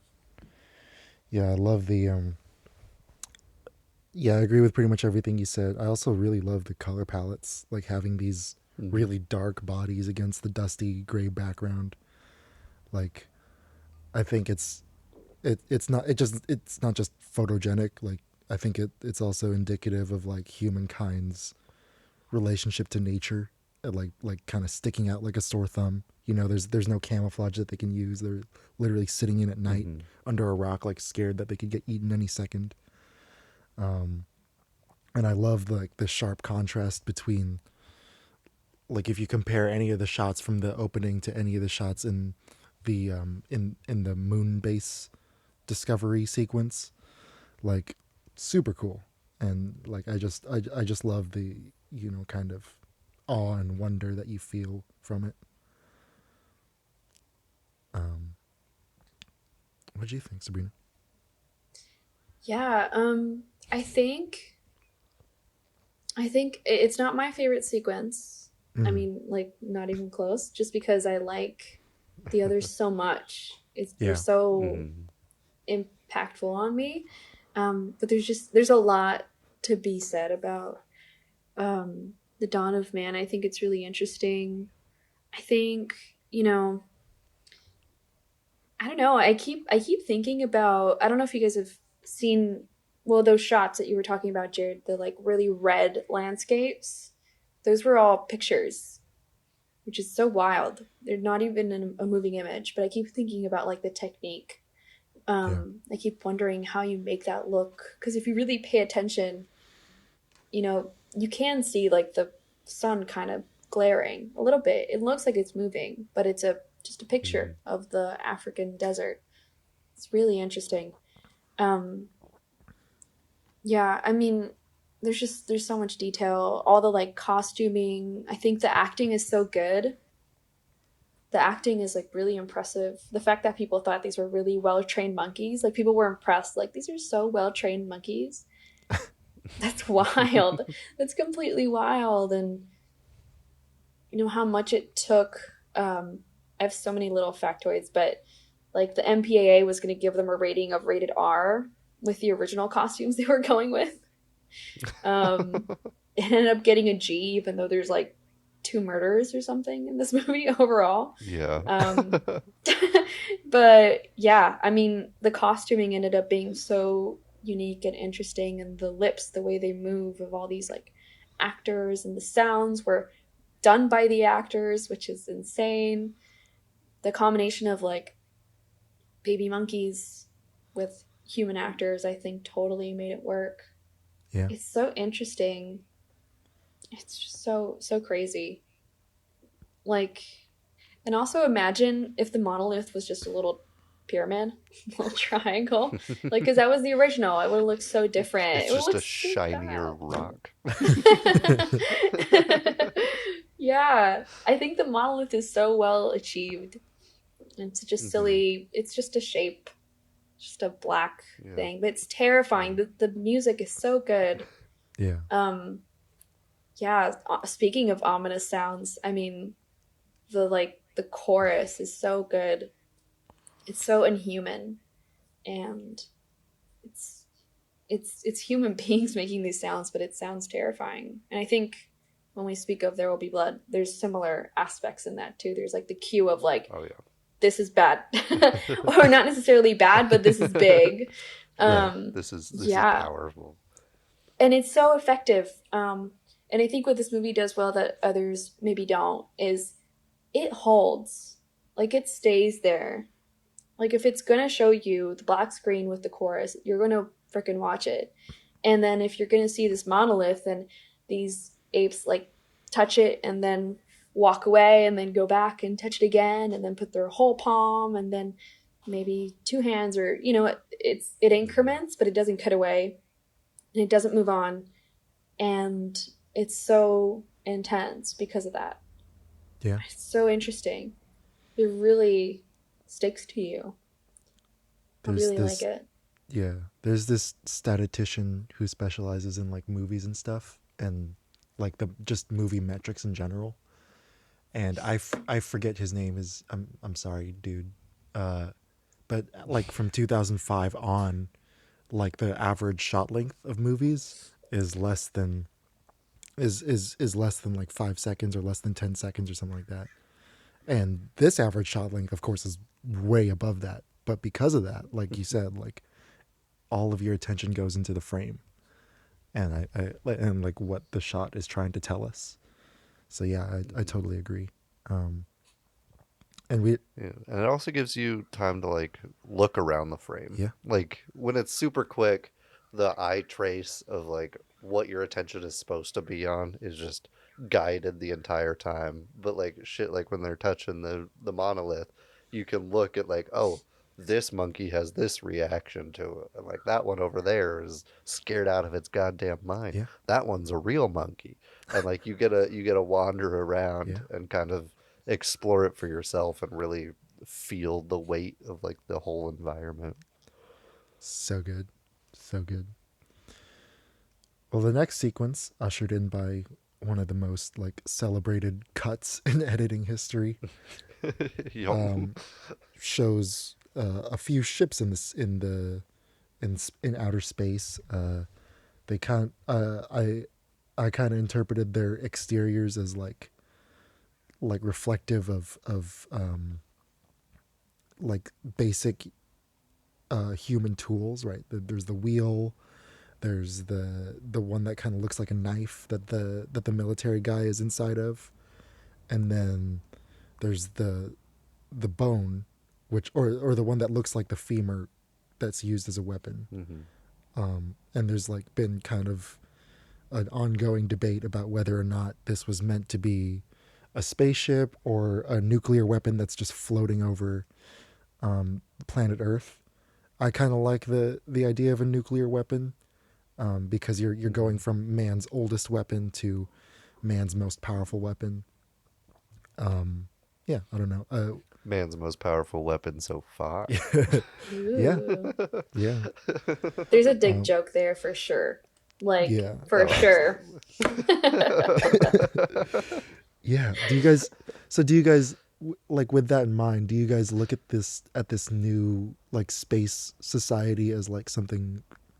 I know the movie's not necessarily about this, but do you look at like through your personal lens? Do you look at this as a like a utopia or a dystopia?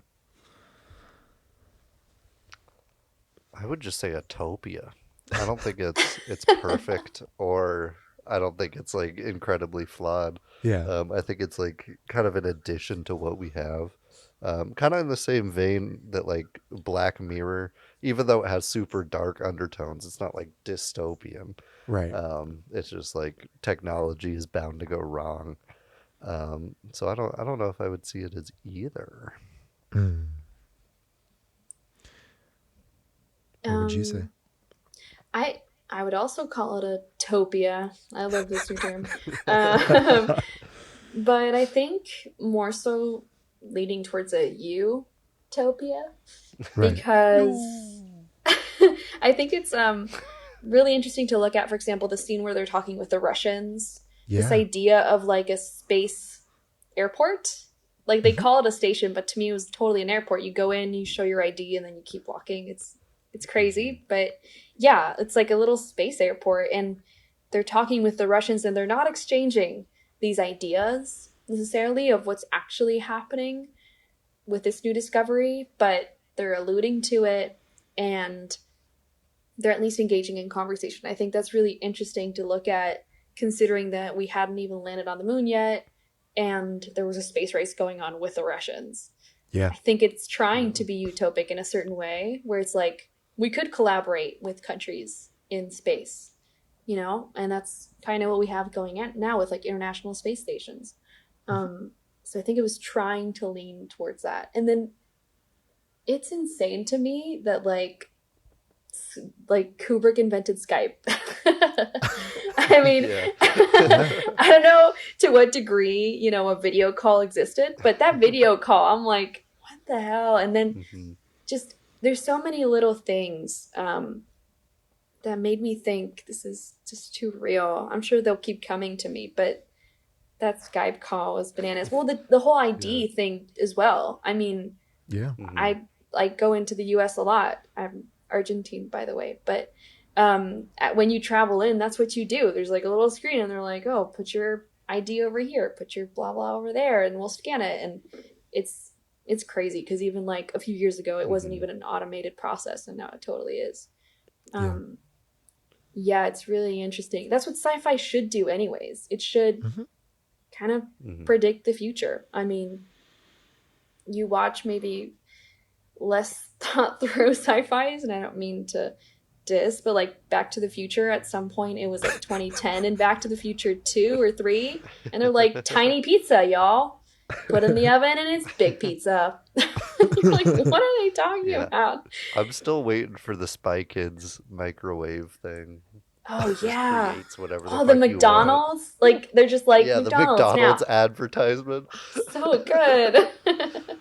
Yeah, I mean, and I don't think this is only Kubrick's, accomplishment. And that's kind of what I want to get to in general, that like so many people worked on this. And even like Arthur C. Clarke was like, let's not make Hal a robot because that's going to get outdated really quickly. Let's just make him a little glowing circle.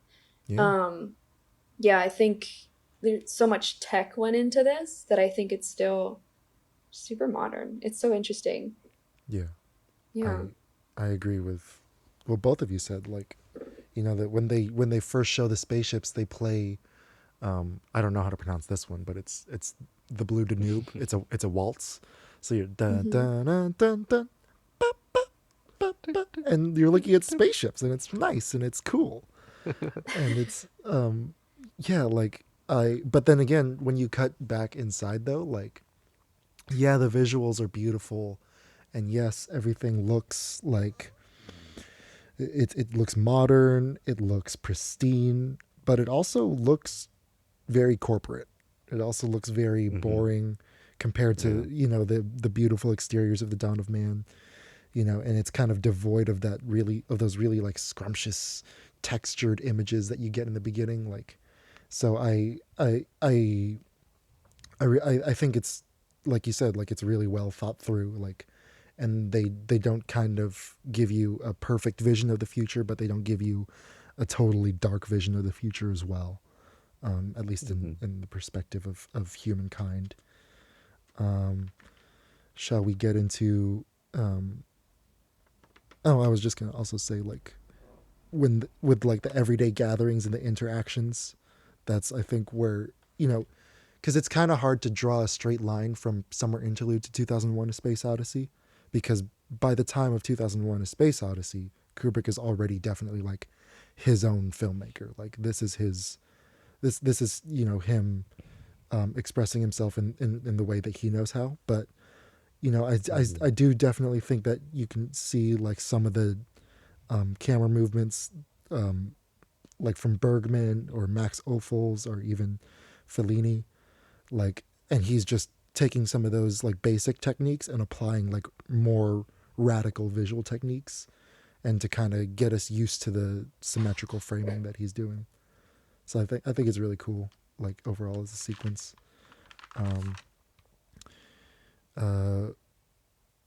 Thoughts on the HAL 9000 sequence? Probably my actual favorite. Yeah. I mean, it is kind of like the meat of the film. I feel like it's kind of what people typically think of when they think 2001, and for good reason. I think it's fantastic. Yeah. I just love, like, because with Star Wars, like every droid or every like hologram like is going through a filter, which is really cool because like everything feels analog and it feels like lived in. But with this one, Hal's voice is so clean, and it's so scary to me. I can't like Sorry, Dave. Yeah. The just the simple design of like this all-seeing eye where the red dot is a pupil. It fits the movie's aesthetic so well, but it's also it's not, I don't, minimalistic's not the right word. It's stripped down. Like it sounds like or it feels like they had a bunch of ideas, but they really went for like, what's the thing that'll make the audience like latch onto it. It's this really like rectangle with a dot in the middle, or rectangle with a circle and a dot in the middle. And yeah, I just really love it. And I don't know, do you my little I guess nitpick about it is when he's going when he's doing the run thing in the circle, like you can tell he's never thrown a punch in his life, and he's Oh yeah. like kind of Also, why are you doing that? yeah. Practicing in case you gotta beat up an alien. You know. Yeah, in case Anka pulls through. Oh shit. Kubrick's like, pom. I'm ready. Yeah. I don't know. Do you so like we've kind of talked about how the film is like balanced between like pessimism and optimism. I think that gets really well communicated here, especially in this one, because HAL 9000 never fails, but somehow this AI became conscious, and he's recognized as one of the best. I don't even know if he's a villain. Like he's recognized as one of the best antagonists. Man's just trying to survive. Yeah, just one of the best antagonists in cinema fiction. I don't know. Mm-hmm. I just really Yeah. I fucking love AI and like AI fiction. Yeah. That's why I almost went with Ex Machina for this. But I'm fascinated with it. I'm a big fan that like the monolith ushered the monkeys into the future, and then it kind of did the same, bringing us to AI for this segment, which is kind of weirdly where we are now. If you think about it, like Yeah. in the timeline of this movie, we would be right before HAL, which is real scary. There was some YouTube channel, which I am now blanking the name on, but he was making the case that we're gonna be the first species to invent our successor instead of like growing into it. Our successor being like AI and uploaded consciousness, which is kind of a beautifully horrifying thought. Yeah. And so that was kind of on my mind for Hal, when he's kind of like the next level of being, but he's dangerous to us. And so we kind of hold back evolution for our own gain, in a way. It's just a super interesting dynamic. Yeah. It's really cool. How do you feel about Dave as like a character? He's okay. I feel I feel like he like Seems nice. I feel like he like represents the ideal astronaut that, I mean, there were no ideal astronauts at this point. There were no astronauts. Yeah. What the hell? It's insane. But you know, the astronaut that later came to be of like, he's honorable and manly, but also kind of kind and drives a really cool car. And a white man. Yeah, exactly. And I think it's so interesting to give him like the direction of, you know, after seeing his friend being effing murdered by like an AI robot thing. Yeah. He's just completely serious, pissed off, and you can tell, but he's not, you know, screaming, "Let me in, Hal," or "What did you do?" There's no like drama, and it makes it so much more tense. Yeah. I think it's so interesting. I think Hal's voice, also, by the way, this is my favorite sequence. I think Hal's voice is so calm. It's so scary. I can definitely see, you know, they did go through a lot of, actually, one second. My dog's barking in the background. You might be able to hear that. Yeah. It's like outside. Hold for dog. Can you guys hear that? Yeah. It's okay. Yeah. Okay. That's Shout out to my Everybody dog. likes dogs. right? And she's cute. She loves 2001. What's her So, name? Kimba, oh my god. Okay, I can talk about her maybe even more than Kubrick, so don't even don't go We there. are going on 2 hours. Maybe we should. Yeah. Yeah.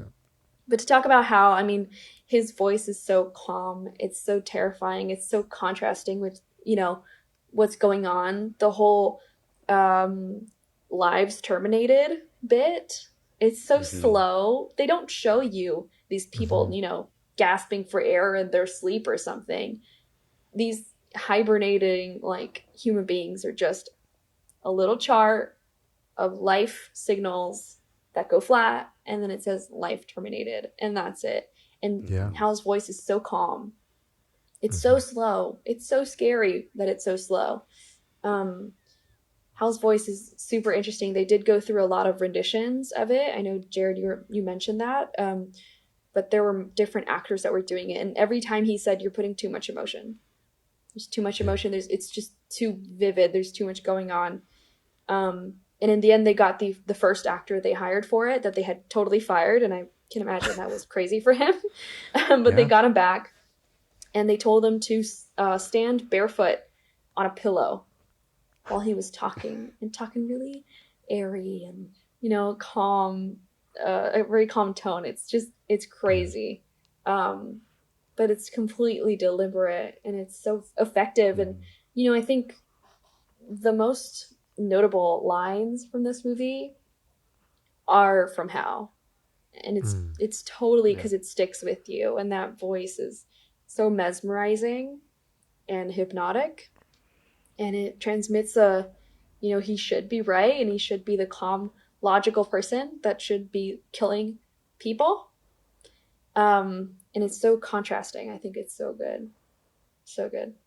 I agree. And Hal's voice especially comes in during Hal's death when he's like slowly getting the memory pulled So out of him. good. So good. It's amazing. It's intense but like sad. He starts like trying to prey on the emotions. Just be like, oh, I can feel it. I can feel things. Please feel bad My for mind me. is going now. Oh my god. Yeah. I And can like feel whether or it. not it's true that he can like feel it, it's just terrifying that he's like manipulating, and then it fucking starts singing. So And good. Jesus, It reminds me of The Good Place. I don't know if you guys have seen that. Yep. Have you guys seen The Good Place? It's so good. Yeah. There's I have not. there's like this like AI assistant kind of that's a character, and she's like, okay, the only way to get out of this is for you guys to like terminate me and kill me. I'll be reborn as a new version of myself that's better. It doesn't matter the context, but she has this like feature where every time they go to kill her, she's like, no, wait, I have kids. And then they're like, what the hell? No, I'm sorry, it's just a feature. I don't have kids. I won't feel it. Don't worry about it. Yeah. Okay, fine. They're about to terminate her. She's like, no, it hurts so much. It's so funny. It's like exactly what's happening. Yeah. Janet and Michael are definitely my favorite characters in that show. Show's so good. It's so good. But even like in 2001, at some point, they were the interviewer asked the question. He's like, "Do you think he has feelings?" And they say, "Well, he certainly sounds like he does, but that's on purpose. But maybe he does. We'll never know." And so, does he have feelings? Does Hal have feelings? I don't think it matters. I think what really matters is that he's like using the idea against them to try to survive. It's like whether it's real or not, the manipulation factor is like kind of the focus. Yeah, and he does the same thing when they play chess earlier with the guy that he kills. I forget that guy's name because he gets killed. Yeah. But irrelevant. You're dead. You don't matter. But yeah, like, and you suck at chess. Yeah, it's a nice little foreshadow of Hal's of Hal's behavior, whether or not he's really feeling that or not. But I think a lot of this movie is kind of low key about life and death, so maybe being confronted with death shocked him into a state of sadness and a state of desperation. It's difficult to tell, and but that's why the voice is so cool. Hell yeah. Yeah. All right. I talked a little bit about, or we talked a little bit about the discoveries reaching Jupiter and beyond the infinite. This one, I like the house sequence a lot. That's probably my second favorite. But this one is my favorite. Following this one in combination with the weird Stargate thing. Just because I love like the pristine white and gray and the baby blue colors around the room. Like it looks and it feels and it sounds like death. And you just imagine this guy spending decades in this room. Like for us, it's like 4 or 5 cuts, you know. Yeah. But you know, this is the part where we really get a sense of humanity from Dave, because he's, like you said before, like he's just got a job to do. He doesn't really have time to show emotions, you know. But you know, a lot of people, a lot of the early critics when this movie came out were especially confused by the ending. But for me, like, you know, it was the part that actually brought clarity to the meaning of the film and to what the film wants you to latch onto, you know, because the title Beyond Infinite means beyond death as well. So when he's, you know, it's an essential part of Dave's personal odyssey to go through death and to get to the next step and to get reborn as the Star Child. So in the same way that the monolith brought the apes into higher intelligence, the monoliths bring Dave into this weird baby thing after he like dies of old age. And the old guy makeup still looks really good. Like it's super cool. Mm-hmm. That's also crazy. Yeah. It didn't age. Haha. Yeah. And like the written title that the written work that this was partially based on by Arthur C. Clarke, like it didn't include, I don't remember what the title was, but it didn't The Sentinel. The Sentinel, yeah, thank you. The word Odyssey was added in, right? Or Space Odyssey was added in when they wrote this movie. And like just thinking about the title, like or what Homer's Odyssey was, it's just on a very basic level, it's about a hero returning home having changed.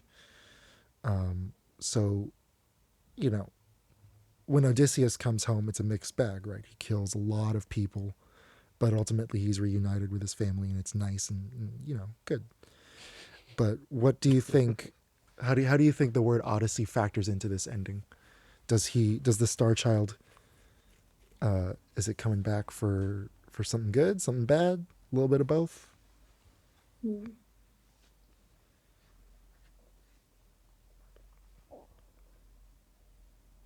Does it not matter? Nothing matters. I mean, I think in terms of like Odyssey being like a part of the title, I've always seen this movie as almost like a collection of short films, which is, I guess, kind of weird, but they're all connected and they're one big movie, but I feel like they're all just parts of a grander thing. Yeah, I feel like the Star Child is there to do something good. I mean, it's a baby, Jared. What do you expect? Babies are good. Babies are pure light and goodness. They've never done anything evil. Right? Maybe. Especially not in another movie that came out in 1968. Rosemary's Baby. Right. But the last step in evolution was from a weapon to a really big weapon. Why do you think this would be any different? I don't know. I don't think the step in evolution was the weapons per se. I think it was more of a comparison of technology. The weapon obviously allowed the smarter beings to survive and breed. But I think the direct cut was just to kind of compare the technology and how far it's come. Because the next step after that is to like AI, which wasn't necessarily a weapon. And so, but it was more about that intelligence. And so I think the Star Child is more about intelligence and consciousness rather than weaponry. Yeah, I agree. I 100% agree. Like I've this is like a pretty like hot debate among fans of this movie, and but I think that's a beautiful way of putting it. And Thanks, that's the I'm end. perfect. Yeah, and like even the song that plays at the very beginning and the song that plays at the very end, also sprach Zarathustra. That's a reference to Nietzsche's own work of like self-realization, and it's where he introduces the idea of the Übermensch, right? The self-mastered individual. And I think maybe that connection wasn't there in the first place, but it certainly looks like it from where I was looking, and when I just Googled what Nietzsche wrote, because I didn't read Nietzsche. Nietzsche's a fun read. Yeah, well, I've read He's excerpts. sassy. Yeah, he's basically just shit talking. It's pretty funny. It's funny. Yeah. Any last thoughts on 2001 before we jump into another 2.5 hour movie? I have like 2 comments, kind of. I'm hoping I can like Go for it. make them connect. But I mean, I have to say, overall, this movie, like, if I were to direct it or re-edit it or whatever, I wish it was more organized.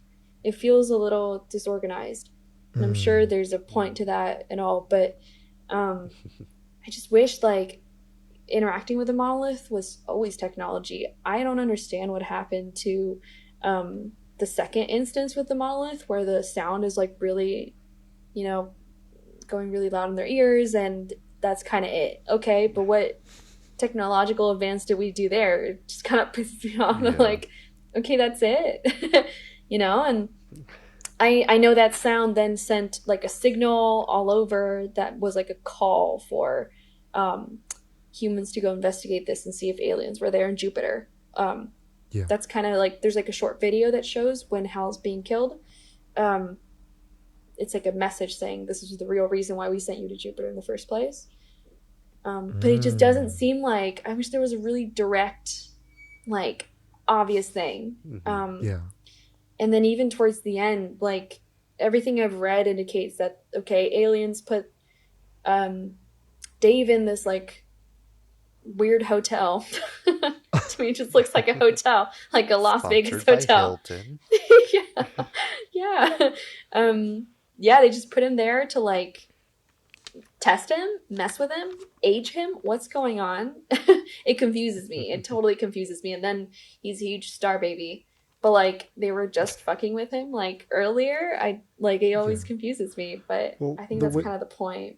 Yeah, and the way it struck me was, like, I wrote, Dave, in his encounter with the infinite, has shed the petty wealth and the petty human aspirations to be reborn.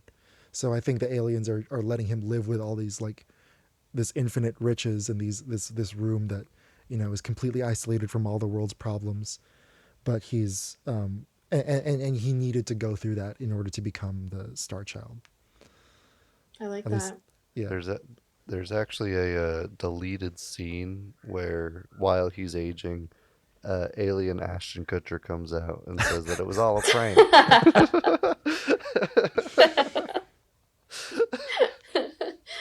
So good. Highly recommend Punk'd. You should go check it out, guys. Punk'd. Classic. Can I just say that, like... to talk about... Oh, wait. One last one, please. No, you may. Last one. Can I just say... Get it out. That 2001, if any film student ever would have just been like, okay, this is my script in the like script writing class or whatever, people would have bashed them for it. Oh yeah. It's super long. Oh, absolutely. What do you mean there's no dialogue until like the like half 18 point? minutes in. What are you doing? Yeah. This whole scene is just monkeys? What? Like what the fuck?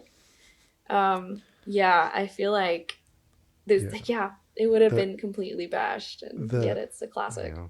The one of the biggest pet peeves I have with film school is that they try so hard to drill, and just with the industry as a whole, like they try so hard to drill in the page a minute rule to people, where it becomes like I wrote a freaking like maybe 90-100 minute movie and it's only 45 pages, but like nobody. Sorry, ooh, that was close. I don't know. It's frustrating to me that stuff like this exists, and yet we still hold on to those like cowardly conventions. Yeah. Yep. All right, you guys ready to talk about There Will Be Blood? I'm so ready. Another 2.5 hour movie. I'm so ready. Film students Too bad shut because true. Too bad though, because first we've got another installment of Cool.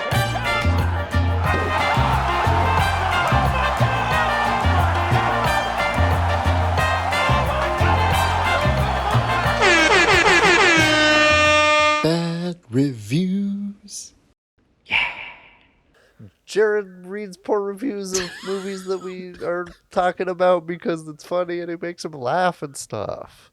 This one's kind of a long one, but it really excels in its subtleties.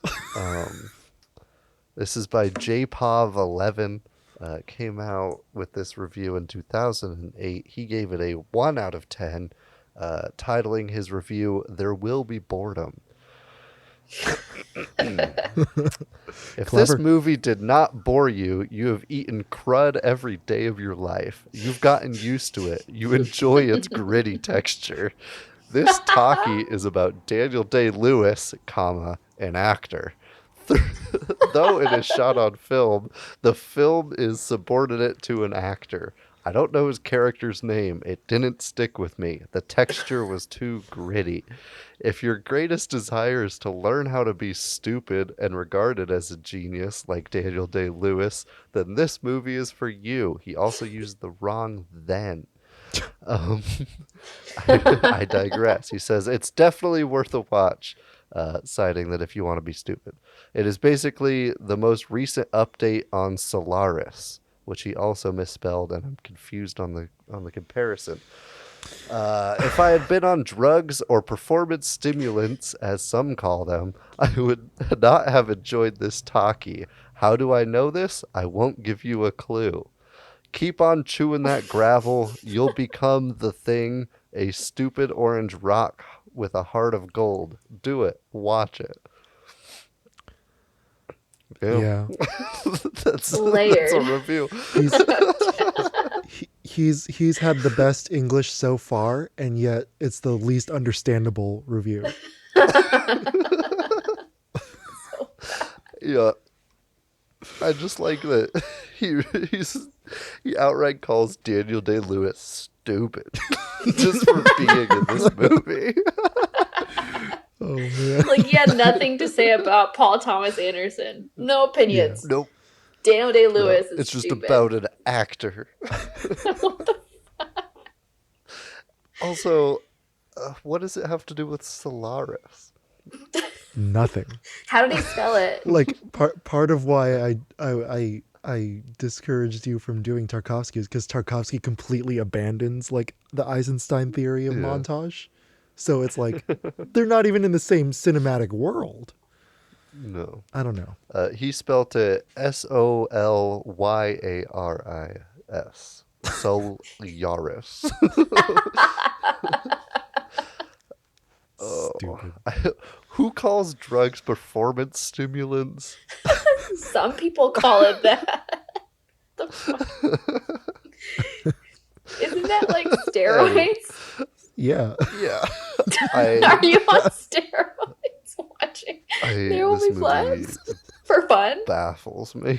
He's just injecting roids watching Daniel Day-Lewis be stupid. Chewing on his gravel so he could bring up the thing. Because he had to throw Fantastic Four reference in there. I don't fucking... Stupid. Oh. Yeah. Anyways. Real dumb. There Will Be Blood. Directed by Paul Thomas Anderson. Starring the glorious and ever stupid Daniel Day-Lewis. Paired up with his foil, Paul Dano. And a myriad of other actors whose names I did not write down and I do not remember. The story follows a ruthless silver and oil prospector, Daniel Plainview, which also, how'd you forget his name? His name is also Daniel. But he kind of, it's just about his exploits, particularly in a town kind of run by the local preacher Eli Sunday, played by Paul Dano, and it's Who just also plays about Paul. their battle. Also plays Paul. Paul Sunday. The brother. They really went with the names of the actors. But it's a fantastic character piece about a fantastic rivalry, about exploitation. It's about family in kind of the most fucked up of ways.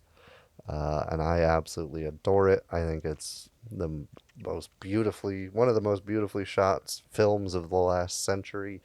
It's one of the best acted films of the last century for sure. Not just by Daniel Day-Lewis, who kind of steals a lot of the credit, but I think Paul Dano gives one of the best performances that I've also ever seen. Amazing. He honestly rivals Daniel Day-Lewis, and I would put them as equals for this film. They both play an excellent pair and excellent foils for each other. There's not a single thing that I really dislike about this film. The score is amazing, the sound design's amazing, the cinematography is amazing. So for that reason, I'm giving it my first 10 out of 10 on this podcast. Nice. Woohoo, sound the alarm. Jared did it. He liked a movie. Yeah. Oh, what'd you guys think? Hate it? You go first. Did you love it? Did you hate it? What would you rate it? You're the best. I really liked it. I think, 9 out of 10. Was that my rating for all of them? Almost. But no, I really liked it. Yeah, I think you gave Summer a little lower. Did 8. you do Summer Interlude? 8, I inching think it was towards like 9. I Okay. enjoyed Yeah, movies. inching. Inching 8.5. though. Sorry, Borgman, king of animation. Get out of here with your inferior cinema.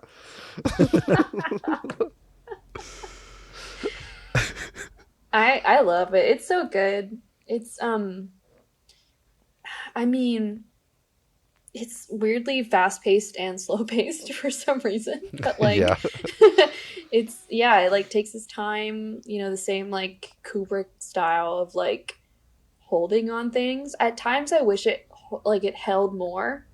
Like it'd be interesting to compare how long like the choral soundtrack of 2001 goes in like the monolith moments compared to like the other sound that There Will Be Blood has, which is like a really high-pitched like violin. I think it's violins. Yeah. Yeah, and I think like if it was longer, I'd be floored. But it's good. It's perfect. It's a modern movie. Modern movies need to go fast, but this one did take its time, and and somehow also packed so much in it. It's so good, and also like child acting is so hard. And I know that kid has like 2 lines, and then like 3 more. But like after he goes deaf, he has like 3 more lines. But Yeah. it was really, really well done. Like every actor did like a really good job. And I think it's just so well executed. Very nice. Yeah. Yeah, I gave Summer Interlude a 7.6. I gave 2001 an 8.6. I'm giving this one a 9.6. This movie's damn near perfect. And every time I watch it, this is my third time watching it. Every time I watch it, I'm like, nah, it's not that good. I'm gonna find something. I can never find like one thing that bothers me about this movie because it's so just amazingly done. You can see kind of like if you're looking at these artists as like grandfather, father, and son and grandson, like you can see the amazing like wide angles, the amazing like complex dolly shots that lead to multiple different frames, like when he's even from in the first scene when he's just in the well by himself and he's kind of like, you know, he has this, you know, he's doing the grind, but he has this solitude. He's away from people, you know, he's in his happy place essentially. Like the camera goes from like a medium of him swinging into the wall, and then going from like moving left into a close up, and then moving forward to watch him going when he leans the pickaxe against the wall, and then pushing forward to watch him climbing up the ladder, like, and you don't even notice that he doesn't cut. I think it's that amazing like attention to detail in the production design that I think he also gets from Kubrick. And yeah, but even so, I was talking about it earlier with Jared before the show, like this is really where, because Boogie Nights and Magnolia are magnificent films, but this is really where I think Paul Thomas Anderson became known as like one of the GOATs. Like he really shows himself to be on an entirely other level as a modern filmmaker. And none of the lighting feels fake. It all feels naturalistic. And it just kind of really it stands out on its own.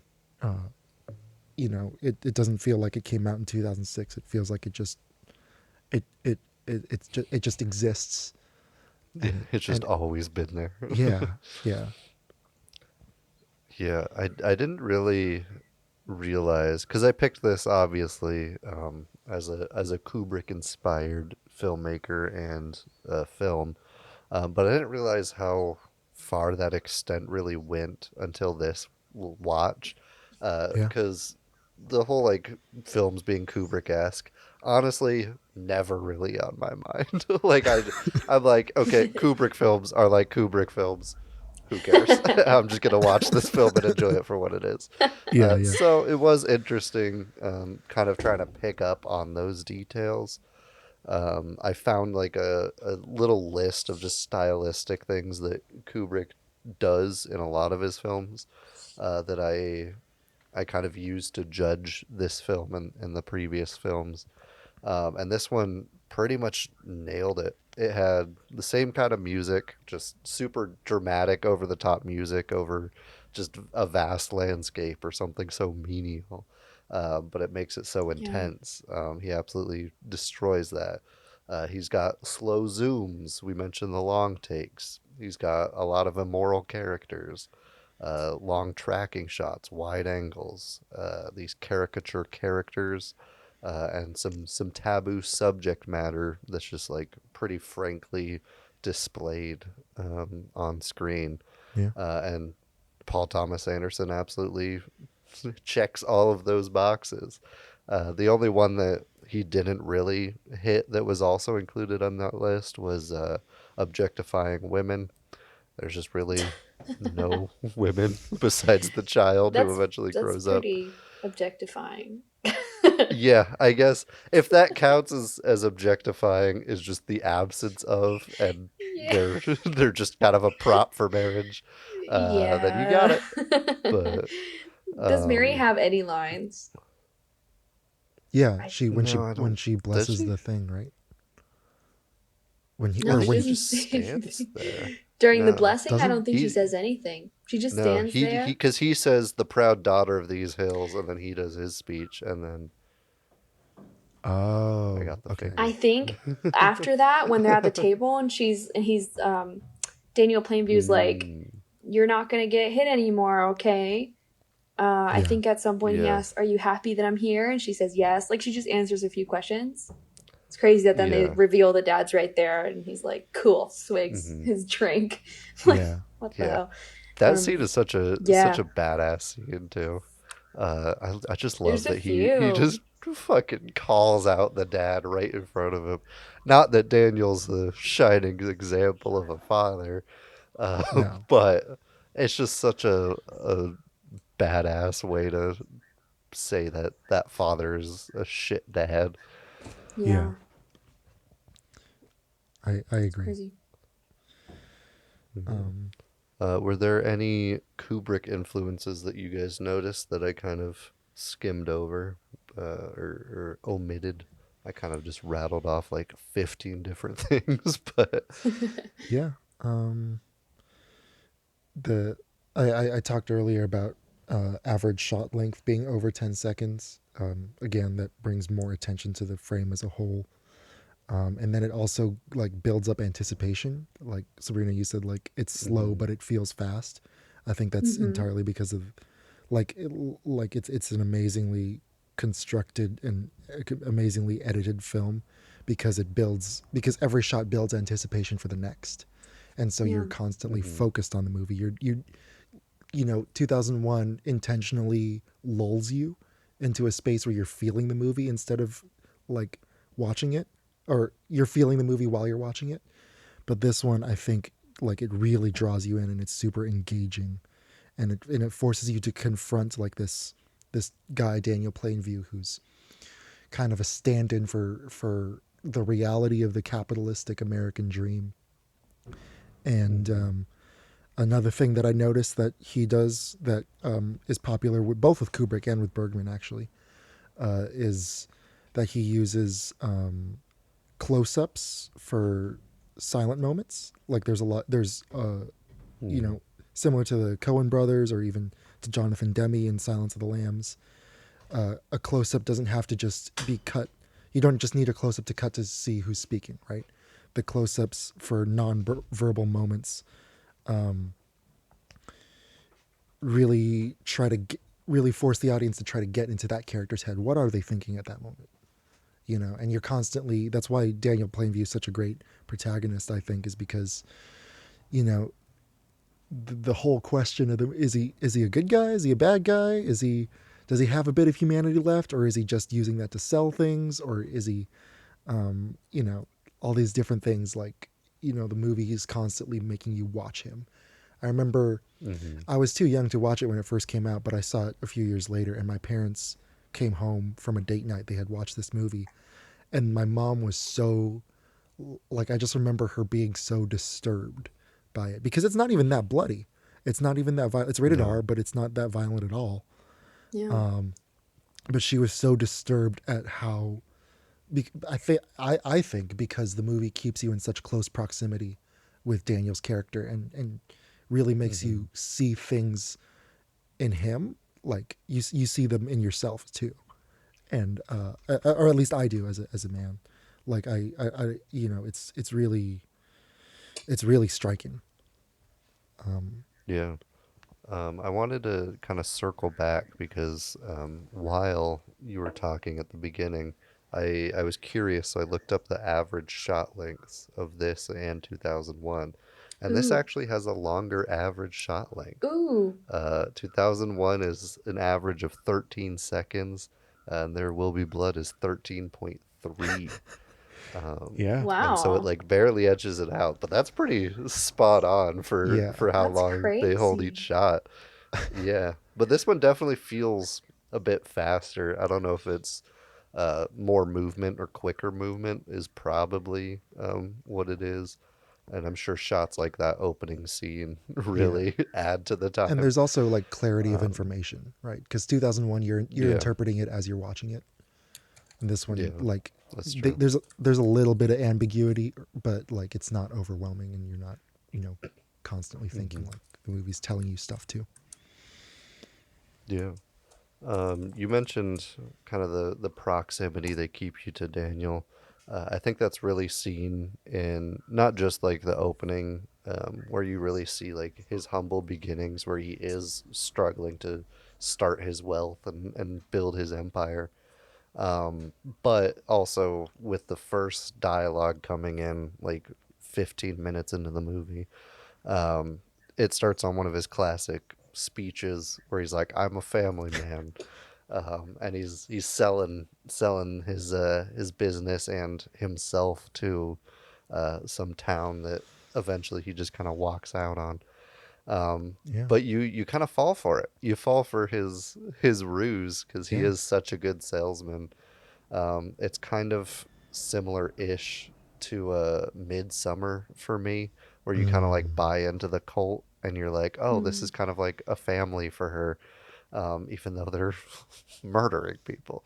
But I kind of see this in the same way. Like, you're rooting for him, but you know he's a bit of a dick. And so you're like, I shouldn't be, but he's got charisma. Yeah. And so it's just such a interesting way to open it, and I think it's perfect. Yeah. Also of note with that first shot, because they come in with the voiceover, and then they cut to him actually doing the speech. But it starts in a two shot, and before it pushes in onto Daniel, it goes to his son HW first, and then back out, and then back to Daniel, which is a real interesting move to focus on the son before the main character of the film. Yeah. And it kind of shows how he uses his son as a prop right off the bat, even if you don't really pick up on it right away. You kind of be like, oh, he is a family man. He's got a boy. But it's more of just kind of another salesman tool. Right. Yeah, and it's and like that that constantly gets brought up, and I really love what you said about like kind of rooting for him, because I am so struck by the opening of the movie where he, you know, like the big question hanging over like a lot of the movie, especially the first half, is like, what's the cost of greed? And Daniel loses his leg and his tools. We don't see it, but he crosses a desert on his elbows. It takes so much energy and strength, God. and like Yeah. when they initially find the oil, like HW's real father dies, and it's and like but even just for the silver stuff, like it all adds up to like I paused and looked at the receipt. It's $342. So this guy grinded his ass off for $342, and he's still kind of like looking at them to make sure that the money's like getting counted properly. Yeah. And like so even for the rest of the movie, even like no matter how horrible he acts, you're kind of like, he kind of earned this. Like, you know, he's worked his ass off for this shit, and it's a really hostile world too. The What was the number again? I'm gonna quickly run a calculation to see how much that is nowadays. $342. 342. Okay, because I did that with a lot of the other numbers they threw around because I was curious. Yeah. So I'll get back to you. Yeah, I'll talk a little bit about it. I mean, you were talking about the shot, Jared L. Like, the like pan to see like HW, and I think at least for me, it wasn't my first viewing, but I was trying to, you know, pretend as if it was, and try to take in any new feelings. But it's almost like you can't tell if he's morally correct or not. Like he's morally ambiguous, especially at the beginning, where you're like, you know, his HW's dad dies and he's staring at this baby, but after a while you see him interact with HW in a way that's like a good father-son relationship at times, at least at times where no one's watching, at times where it's not convenient or financially, you know, good for him to show off his son, you know, at times where he's not a prop and it's just his son. And even when, you know, he becomes deaf, I think his relationship with his son is very palpable. And he has so much guilt when he sends him off on the train. Like, even if just that moment was hard, Yeah. like, after that, with the church, in the church scene where he's, like, screaming, I abandoned my I've child. abandoned my boy. Yeah. I think, like, even though he's just doing it to get more money, you know, to get all this, like, piece of land, but he still has guilt. So he is a weirdly morally ambiguous guy. Yeah. And I think it's a detail I noticed this time that's really interesting to me is at the very beginning, his signature is Daniel Plainview, and it's so nice and beautiful. And it's like one of the first shots. And then at the very end, he's signing something, and it's like a distorted version of who he used to be and what he used to believe in, you know, and like it's visually corrupted. Like you can see it and it's a scribble. It's such a mess of a signature, but I think it's super interesting to see that metaphor there and like how much he's changed. It's not that he's better or worse. I think there's just more of his worst that is seen, if that makes sense. Yeah. Yeah. Well, before I forget, $10,000. Oh, Not okay. too shabby. Yeah. It's really good. I would But crawl through a desert for we can arrange that. We can get a Kickstarter going. that. Oh no. But you know, I think the dynamic with him and his son is incredibly interesting because you do see that care that you were mentioning. Like he does give a fuck about the son. He doesn't want to give him up, and he doesn't want to abandon him. But ultimately, he chooses oil over his son. Yeah. There's a shot. I can't. Let me see if I know I wrote it down somewhere. I don't remember, but there's one point where kind of when it's after the rig explodes and he decides, oh, I'm gonna go help the rig instead of my son. It's in between that and giving him up where his son like goes one way in the background and Daniel physically goes towards like oil equipment. Like he physically chooses to walk near the oil equipment than his son. Yeah. And it's just like little details like that. Like the oil is always kind of in between them. So while he does care about his son, he like he says, he sees no good in people. They're just obstacles and between him and success and defeating his competitors. Yeah. Yeah. And you can look at his journey as like a step-by-step shedding of his humanity for that solitude that he really wants, you know? Yeah. Or that the solitude that wealth would promise. Yeah, but I mean, even with like the brother, I feel like he does have a yearning for, I don't know if family, but some sort of like stability because he does really seem detached. And then the moment at the beach where they're talking about, was it the peach tree dance or something like that? Yeah. They were talking about this dance that happens all the time in Fond du Lac, and he doesn't react to it. And that's the moment he starts doubting it, like doubting him and doubting the whole family relationship he thought he had. Yeah. And I think he gets really bitter, which I think is what he always tends to be. He even asked his brother or fake brother at some point, are you an angry man? I definitely think he's an angry man. Daniel's an angry man, but it's sad. It's like really disappointing. I feel like he's really broken, but it just translates into this like competitive, angry nature of his that's like it just taints everything he does. Yeah, and that shot of them sitting on the beach, I absolutely love. So Like the good. shadow, the brother Henry is just completely engulfed in shadow, and Daniel's in the sunlight. And like when his brother's head is up, he's in the sunlight. So like he's a part of this world, but not completely. Yeah. And then eventually Daniel leaves him, kind of foreshadowing that they're gonna split up. And then Henry ducks into the shadow. It's just fucking perfect. So good. Like just that small detail. Yeah. It goes back to the attention to detail we were talking about earlier. It's just so good. Yeah. We're suckers for that kind of shit. I definitely think it's Kubrick-esque.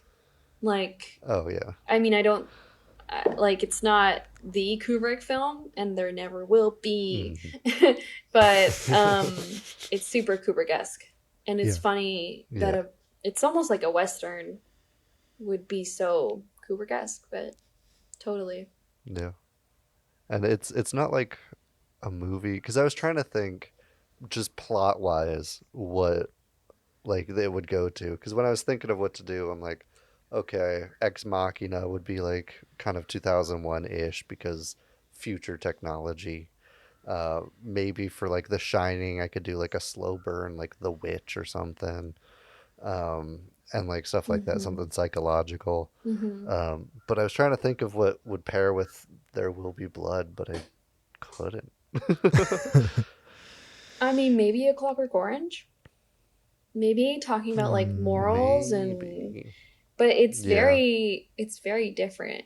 I mean, Yeah. and Yeah. also, I mean, Kubrick films in general are so different between each other. It's like Yeah. Barry Lyndon, like you can't compare that to 2001 or like A Clockwork Orange. It's like Mhm. or The Shining. They're just very different topics. It's funny that he never did an original Yeah. screenplay, but yeah, super different topics. So interesting. Absolutely. Yeah. I agree. Favorite scenes. You Ooh. got them? I have like 5. So you guys can go Yeah, ahead. all of them? The entire fucking It's- movie? It's so difficult to freaking choose. Oh my god. Yeah. I didn't even like list them because I kept like writing down just what I called the scene in all caps in my notes. And I didn't write any notes because they're so vivid in my head, you know. Yeah. I guess I could try. Yeah, you already got the ball rolling. You might as Yeah, the fire sequence, talk about hypnotic, you know? Like yeah. It's beautiful. It's It is so- yeah. gorgeous. and As sad as it is beautiful. and like even in the daylight or in the nighttime, like both times it's equally great when he's just sitting there and he's just watching the like freaking I don't even know how many pounds. That's probably like 200-300 pounds of dynamite going off at the same time to Yeah. collapse this derrick. Like goodness gracious, this huge explosion and he's just like sitting and waiting until it gets done, you know? And it's such a great it's such a great thing of Daniel Day-Lewis's character. And you know, another big influence that Paul Thomas Anderson likes to talk about is Jonathan Demme. And Jonathan Demme kind of is widely recognized as like next to Ingmar Bergman as like the best or the director with like the best close-ups in history or the most influential close-ups in cinema history. And like you can definitely see him chasing that head-on like confrontational Jonathan Demme close-up. And I think he's honestly been chasing it his whole career. But and I think he especially nails it in The Master. But here, when you see Daniel looking at the fire, like oh my god, it's so good. And like in the daytime too, when you see the oil dripping down his face. My other favorite, I love the scene when he first talks to the Union Oil, or not the Union Oil, Standard. When he first talks to the Standard guy, he's like, one night I'm gonna come to the inside of your house, wherever you're sleeping, and cut your throat. And you're like, oh my god, like it's not even menacing. He's just he's gonna do it. You absolutely believe every single syllable that comes out of his mouth. And like I watched the Inside the Actor Studio, and I think Daniel Day-Lewis had a year to work on this voice, and just to talk to PTA. Like it was for before the movie even started shooting, it was just the two of them just talking. And so a lot of people like love this as a collaboration between actor and artist, or actor and director. So I love that. But I love the scenes with Eli. We haven't talked about him a lot yet, but when he tries to exorcise the woman and the camera follows him outside the church, and he freaking does a mosh pit throw of the demon. So funny. And then the camera comes back into the church with him. It's so cool. Like, how do you even expose a shot like that? I don't know. And they did it on celluloid. Literally couldn't tell you. Yeah, I don't like, you can talk about like the spectacle of like Avengers and stuff, and like those are really awesome, or like Avatar, but like something like that where I literally have no idea how they can shoot something like that on a medium like that. Like, that's really what makes film great. And then the baptism is just one of the big confrontations of the movie. Eli finally gets his little bit of payback, even though the ending happens. You can feel his satisfaction every time he hits Daniel. Mm-hmm. And oh my god. Yeah, like you've already said it. I've abandoned my boy. Like, it's. I actually yelled that on the sidewalk today. I was pulling in from work, and there was like an empty carriage just like on the side of the I was like, did somebody straight up like leave their baby? And I like looked up, and it was all torn to shit, and there's like an old blanket in it and not a child. No. And so I laughed. I was like, I've abandoned my boy. And I like walked inside. Yeah. Such an iconic voice. Like, the voice makes everything he says so quotable. Like, I'm an oil man. I'm a family man. I drink your milkshake. I drink it up. Drink it up. It's so good. And it's so my good. straw goes, oh. It's amazing. And the head bopping, that's important too. Yeah. Dude, his movements in that scene are insane. Yeah. Like, the way he even like walks up to Eli like a fucking ape. He's just like, oh. He's You're like, insane. holy shit. Oh, it's so good. It is an incredibly physical performance for like a movie that wasn't really a physical movie like that. Yeah. And Paul Dano's sounds. I just, like, every time I watch that, I just hear his like little whimpers. He's like so pathetic and so great. Yeah. And you're like, fuck you, Eli, but also, Jesus Christ, calm down. It's so good. It's so good. I'm your brother. We are brothers. Old friends? Like, what? Shut the fuck up. What are you talking about? Yeah. Yeah. Wow. Yeah. And the ending What were is some of also your up there as well. favorites? Yeah. Sorry. Yeah. What were some of your favorites? That's my favorite. Definitely the ending's my favorite. And I haven't really paid attention to like the ending. So like the last thing he says is like, I'm done now. Kind of like, it just reminded me of like a little kid. Yeah, but it was like that's a good butler, by the way. A good butler is the one that like just shows up and he's like, so did you kill him? Okay, cool. Are you done? You're done. Okay, great. I'm gonna deal with it. But he just shows up and says like, Mr. Daniel, and he says something like, I'm done. I'm finished now. I'm finished now. But it seemed to me like a little kid that just like has a tantrum, destroys their room, and then their mom's like, okay, is it over? Are you done? I really liked it. It was really funny. At times, it's a funny movie that's not supposed to be funny at all. It's just like, wow, haha, oh my god, kind of funny. Yeah. Absolutely. Yeah. Well, PTA definitely has that like dark sense of humor, so I think a lot. It's like there are intended jokes in here. Definitely. Yeah. I don't know if that's one of them, but I mean, the milkshake thing is obviously it's so humorous. Good. Like, nobody's gonna write that thinking people aren't gonna get a little chortle out of it. Yeah, the slurping sounds. I've never heard a better slurp in my life. So that is good. a crisp slurp. Yeah, it's amazing. So great. Yeah, even like the murder, like the end, the part where there is blood. That they told us what happened. That is the first time there's blood too. I think so death, too. But there's yeah. not really blood. You see blood smeared when they pull the guy that who got crushed by the drill bit. Yeah.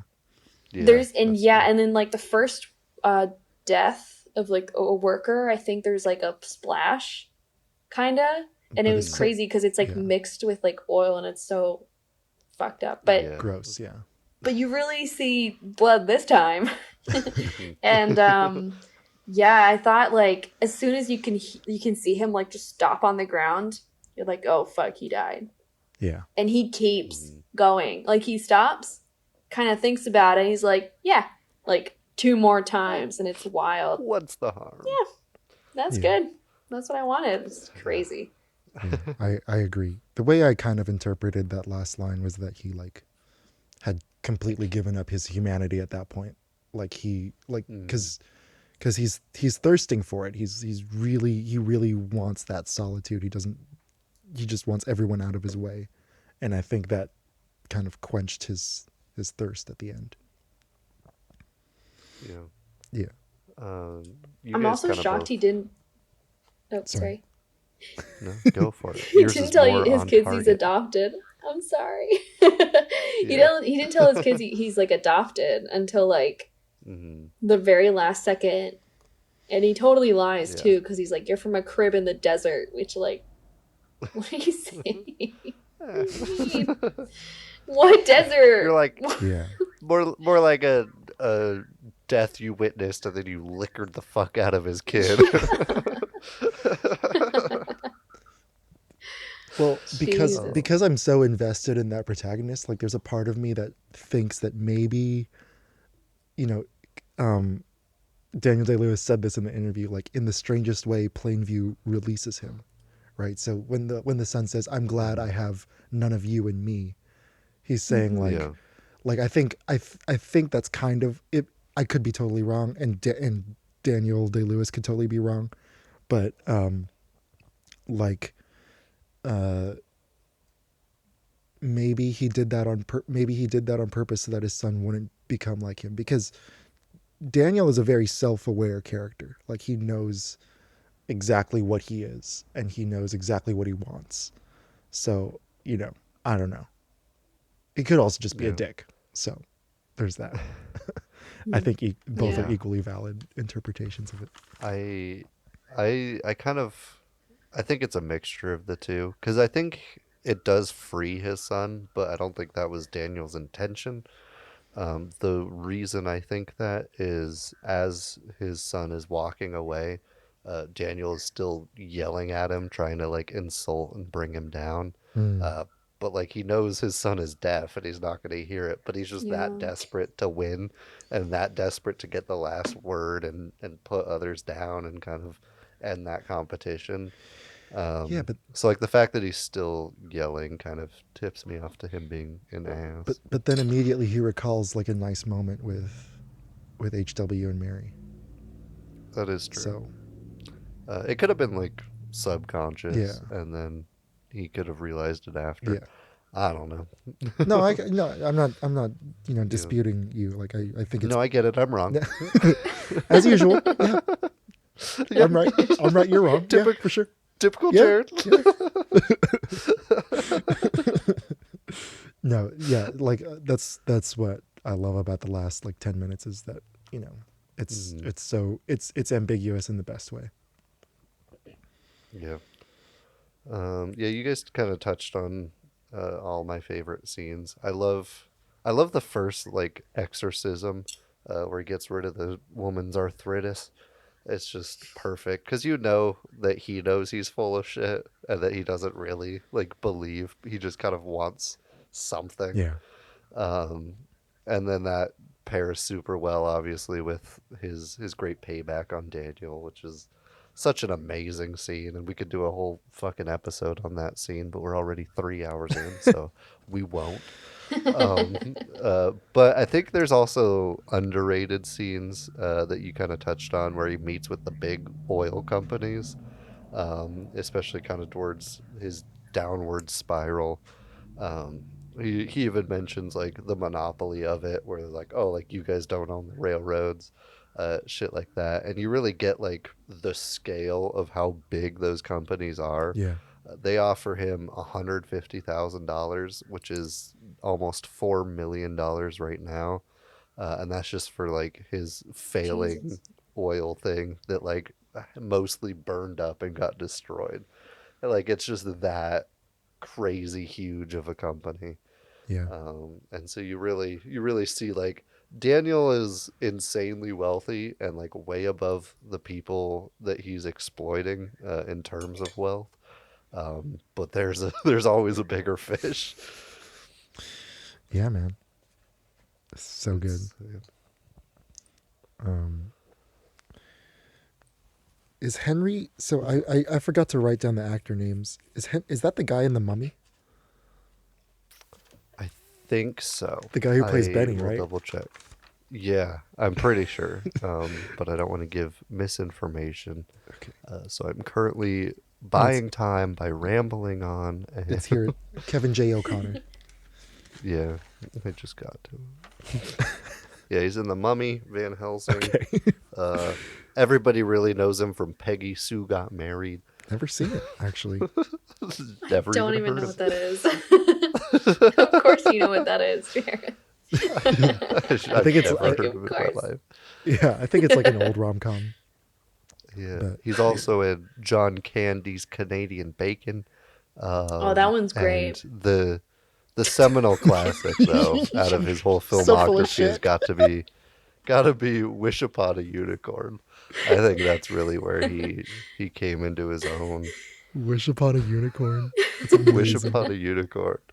Oh, Flight of the Living Dead. That sounds interesting.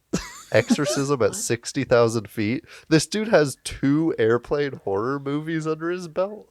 What a champ. 2 What airplane horror years movies. are those from? 2007 for Flight of the Living Dead. Parentheses, or Flight of the Wait. Living Dead, Outbreak on a Plane. And then Exorcism at 60,000 feet is 2019. This guy was like, at the same time, probably working on There Will Be Blood and Flight of the Living Dead. And then after doing There Will Be Blood and The Master, he goes to Exorcism of 60,000 feet. Hit or miss, and man. the fucking Wish Upon a Unicorn, Yeah.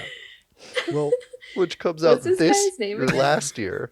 Oh my god. Kevin Henry J. J. O'Connor. O'Connor. yeah. Well, I was talking to a stage actor, and he was saying, like, you know, in the business, like, it's not like the parts that you get are so like, it's such a short period of your life. So really, like, Yeah. like it's not necessarily the parts that you get that mark the success of an actor, but like the most successful actors are the ones who find work for as long as they want to. Mhm. And Yeah. yeah. So props to this guy, and especially to this performance. Like, he's the perfect like loser foil for Daniel. Mhm. And you know, you kind of feel for him because he's like, I don't want any favors, I just want to work. Like, that's, you know, that's the attitude that or the work ethic that I was raised on. You know, you work for what you got. But you know, when it becomes clear that he's clearly like exposing or exploiting Daniel, it's like, this is crazy. Because like every human interaction in this movie, like, it's a transaction, you know. We Yeah. talked a little, Everything's business. yeah, we talked a little bit about that in the Lobster, but this is like it doesn't feel like overt here because everyone's so good at it, and it's such a hostile, again, like, Yeah. money grabbing world that it just feels natural. Which makes you really feel bad for like the town, especially Abel, the father of Paul and Eli. Yeah. He's just there. He's just trying to do what's best for his family. And then there's all this fucking chaos. His son's cussing him out at the table, calling him weak. Yeah. It's intense. You really see like the toll it takes on just the townspeople being pawns in everybody's game, with like the death of somebody in their community and all that. It's rough. Yeah. It's so crazy. Oh, well, unless you guys got a lot more to say, we could go on for another 4 hours. But the fact that I just found out that this Tascam starts a new recording after 3 hours. I feel like says a lot. Oh shit. So Oh wow. it'll play seamlessly. There okay. won't be a cut there. Yeah, But the yeah. fact that we found that out today probably means this episode's gone on too long. So anybody got any final thoughts on There Will Be Blood? We're pioneering. We're pioneering. Yeah. Yeah. Another thing Daniel Day-Lewis said in the interview was that there was the false promise of the horizon, right? Because Daniel moves west, but his character gets worse and worse as it goes along. And then Charlie Rose asked PTA, like, what's the one thing you want people to take away from the movie? And he said the joy of collaboration. And I think that's a huge takeaway. I think for all three of these movies, because even though Bergman and Kubrick are these titans of cinema history, like, Bergman's early phase would be nothing without Gunnar Fischer, the cinematographer, and then later on Sven Nykvist. And then, Stanley Kubrick had 12 artists hand painting these animations, and however many, Sabrina said, working on the sets and working on the stars. like these, and There Will Be Blood would be nothing. Like, we talk about the brilliance of Paul Thomas Anderson, but this movie would be nothing without his teamwork with Daniel Day-Lewis. So I think, a big takeaway for the Kubrick legacy is to find people that you want to work with and that you like working with, and that and that's where you'll get the inspiration. That's where you'll find these sublime moments, like the fire scene, like the whatchamacallit, the Dawn of Man smashing bones scene, or the mirror scene. Like, this all comes from teamwork, and yeah. The real wealth was the friends we made along the way. Exactly. I was gonna say that. I was about to say that. Yeah. Literally the second he said collaboration, I was like, oh, I know what I'm saying after this. Yeah. Maybe the real Kubrick-esque thing to do is to work with others. Oh my God, what is this? Work with What others did you just send and me? torture your actresses.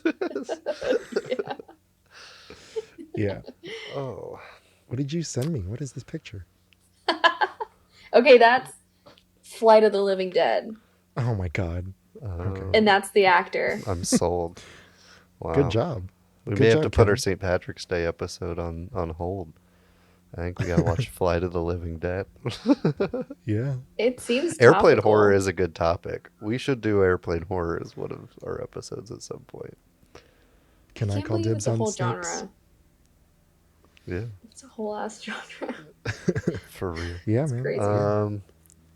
Yeah, Sabrina, anything you want to plug or tell the people about or show off? Yeah, definitely. Now that I have a schmancy domain, you just gotta learn to spell my last name. Ooh. Yeah, I have a recent website I just pulled up. If you're interested in, I'm not comparing myself to Kubrick, but like some of the animation stuff, that's what I'm trying to emulate. That's who I'm trying to be. I guess that's who we're always trying to be as film students or ideal directors. But I've been doing a lot of celluloid animation, direct animation, and other work with celluloid. So you can check that out on my website, which is sabrinagaddafi.com, which hopefully my name will be somewhere in the description so you can look it up how to spell it. Yeah. These Italians. Is it on your Yeah. Instagram? Can people follow It you is there? also on my Instagram, which is sab_Gaddafi. Cool. But yeah, definitely hit me up. And if anyone wants to collaborate, including these two Jareds, always welcome. Hell yeah, dude. Yeah. No, thank you. I would rather stay at home. Anyways, we'll see you guys next week. Do you guys get to plug stuff? You guys should plug stuff. Yeah, well, we, Jared Lombardo does a really nice music podcast called Listen to This, the podcast. You can follow that on Instagram, Spotify, Apple Podcasts, SoundClouds, The Works. You can, and I'm chilling with this podcast. So you can follow Nice. at Do the Jaredcast. at the Jaredcast, TheJaredcast. We want to talk to you guys. So I'll definitely be posting more now that I'm not in like a crazy isolation situation. But I'll try to interact more on the thing, and yeah. Thank you to our lovely co-host Jared Lombardo and co-producer, and special thank you to our special guest Sabrina Gadassi. Woo. Yeah, Thank you for having me. this was First podcast ever. Thank you. dope. Wow. Dope. Happy. Are you inspired to start one like everybody else in their 20s? Yeah. I'm at home. I have a microphone. Yeah. Well, you Might as well. You hit 2 benchmarks today. You're our first woman director to be on the show, and then you're also our first woman director episode to be aired. And Beautiful. Yeah, I was gonna say not the first to record an episode, Yeah. but the first that'll come out. we don't need to get into that, but also our longest episode. So congratulations. Hope to have you back on. Yeah. We talk a lot about Kubrick. God damn, is that predictable? Yep. We'll be happy to have you again on the show too sometime. Hell yeah. Hell yeah. And Thank you so much, for real. faux show, bro. Exciting Faux show. times. All right, audience. Well, good night. Good luck. We love you. Goodbye.